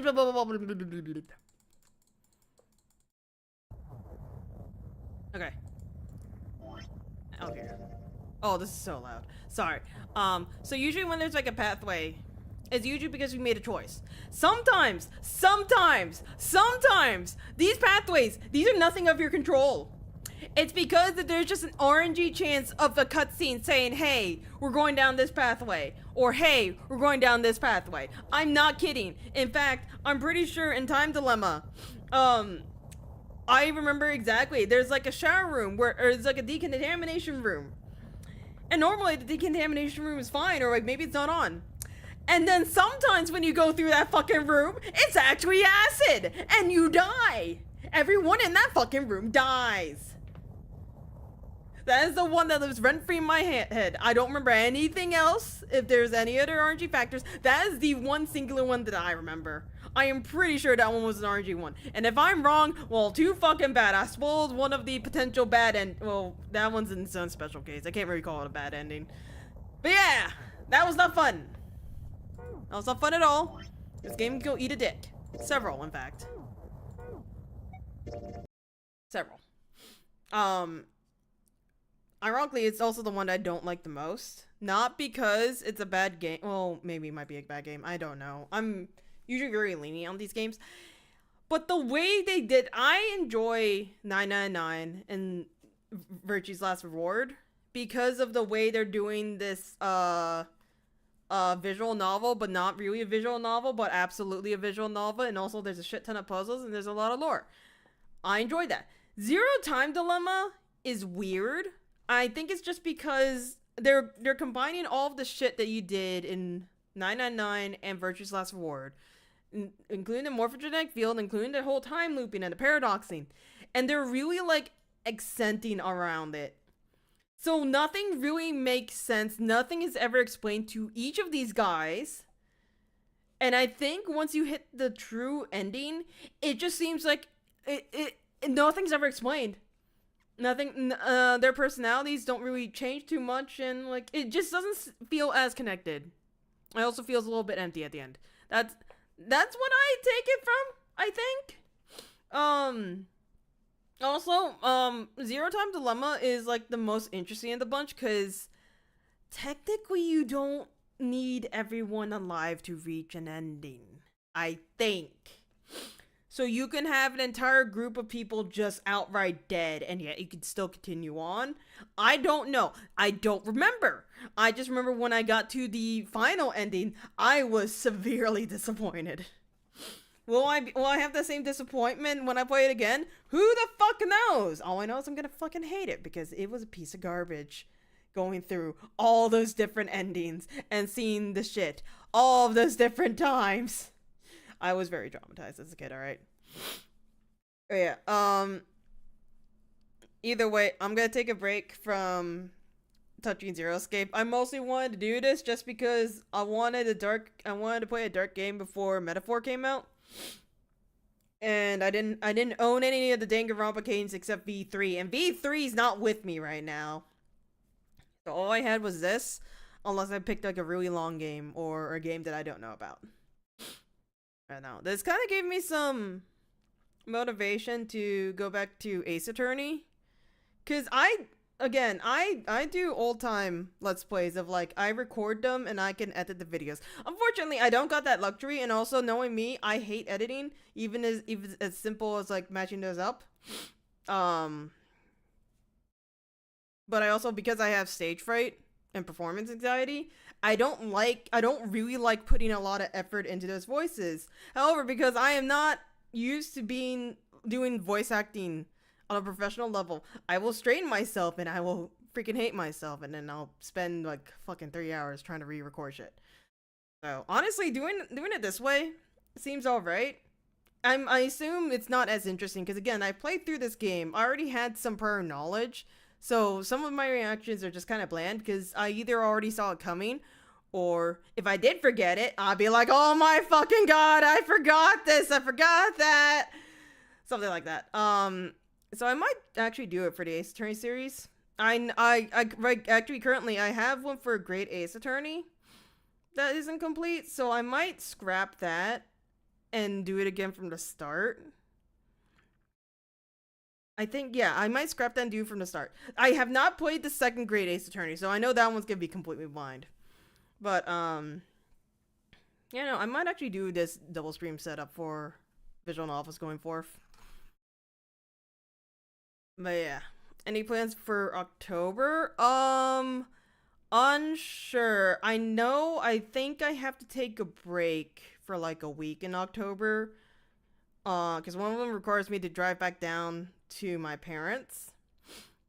I don't know when that's gonna happen. I'll let you guys know on Twitter. X, whatever you want to call it. I enjoy dark. I also enjoy horror to a certain extent. I, for the love of my life, will never play a horror game by my fucking self or anything that I remotely feel like will give me any sort of horror feelings, because I swear to fucking God, I will lose it. I will be paranoid for the next fucking week. So I don't know if I'll be playing horror games right now. Actually, do I even have horror games? So the only thing I have off the top of my head in Steam, and I don't know if these are actually horror games sometimes. There's Yomawari Night Alone, which is like this little it's not 3x4.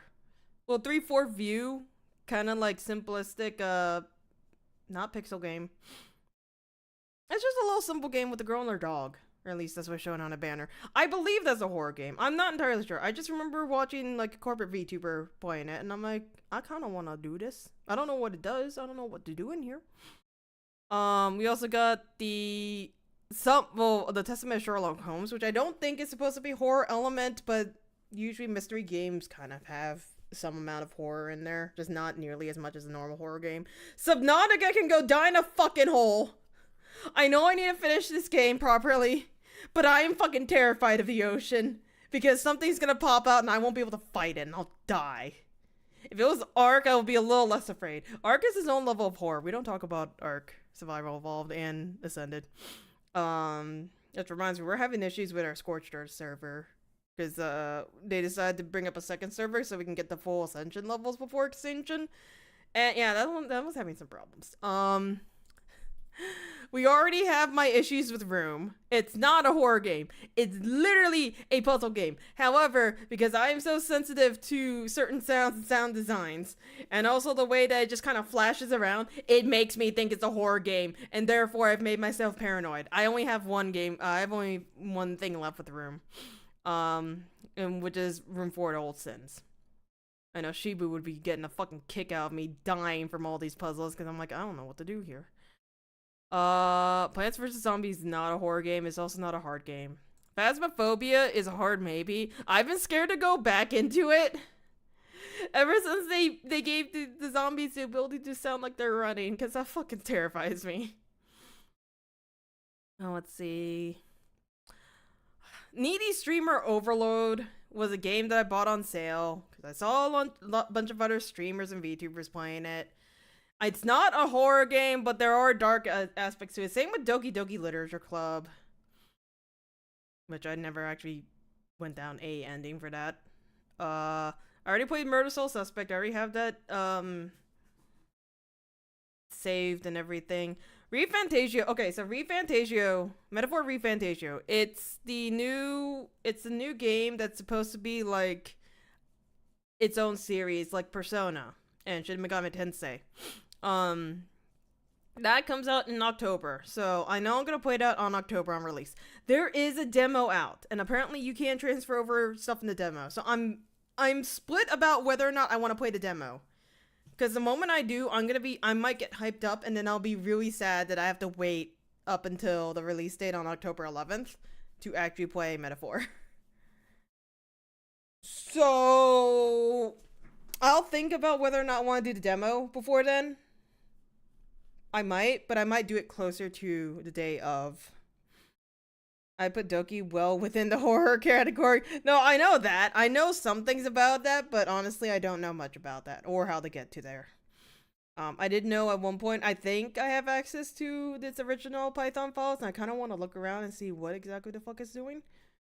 Ghost Warrior Tokyo, I'm not sure if you can call that horror, It seems like it could be like spooky at best, but also it's a game that I know I want to be able to sit down without having to worry about a whole lot of other shit. So I ain't gonna touch this right now. Doki Literature Club Plus, which I think is just a better version of the original Doki Literature Club. I don't fucking know. Digimon Survive. I played through the first playthrough and I haven't done any playthrough since. That usually happens with me for Digimon games because I'm not a big Digimon fan. I'm not sure why. I'm not playing Dark Souls. I'm really bad at action games and I'm really bad at Dark Souls. Crypto the Necrodancer, I know I wanted to play at some point, but it's also not a horror game. It's just you're dancing in the crypt, doing some crypty noise. There's Centennial Case, a Shijima story, which I cannot stream or record. Enjoy that. Yeah, actually, the creators actually specify we cannot do that. It's because there's a whole lot of different copyright stuff to deal with, mostly with the FMV style. And yeah, I think that's pretty much it. Anything that could be considered spooky and or horror aspected. Is that the one where you're the Japanese Ghostbuster with all the fancy hand symbols? I have no fucking idea. I just know that it was a really hot game, and then they made a the same developers made one for Legend of Zelda, which I wanted to do, which I don't have actually. But yeah, I don't know what's gonna happen in October. I think for now, unless I get the urge to play something else, because again, I did 999 based completely off on an urge of me wanting to go to a darker game for a second. I might go back to Xenoblade 2 for a bit, and the occasional random I'll do whatever the fuck I want.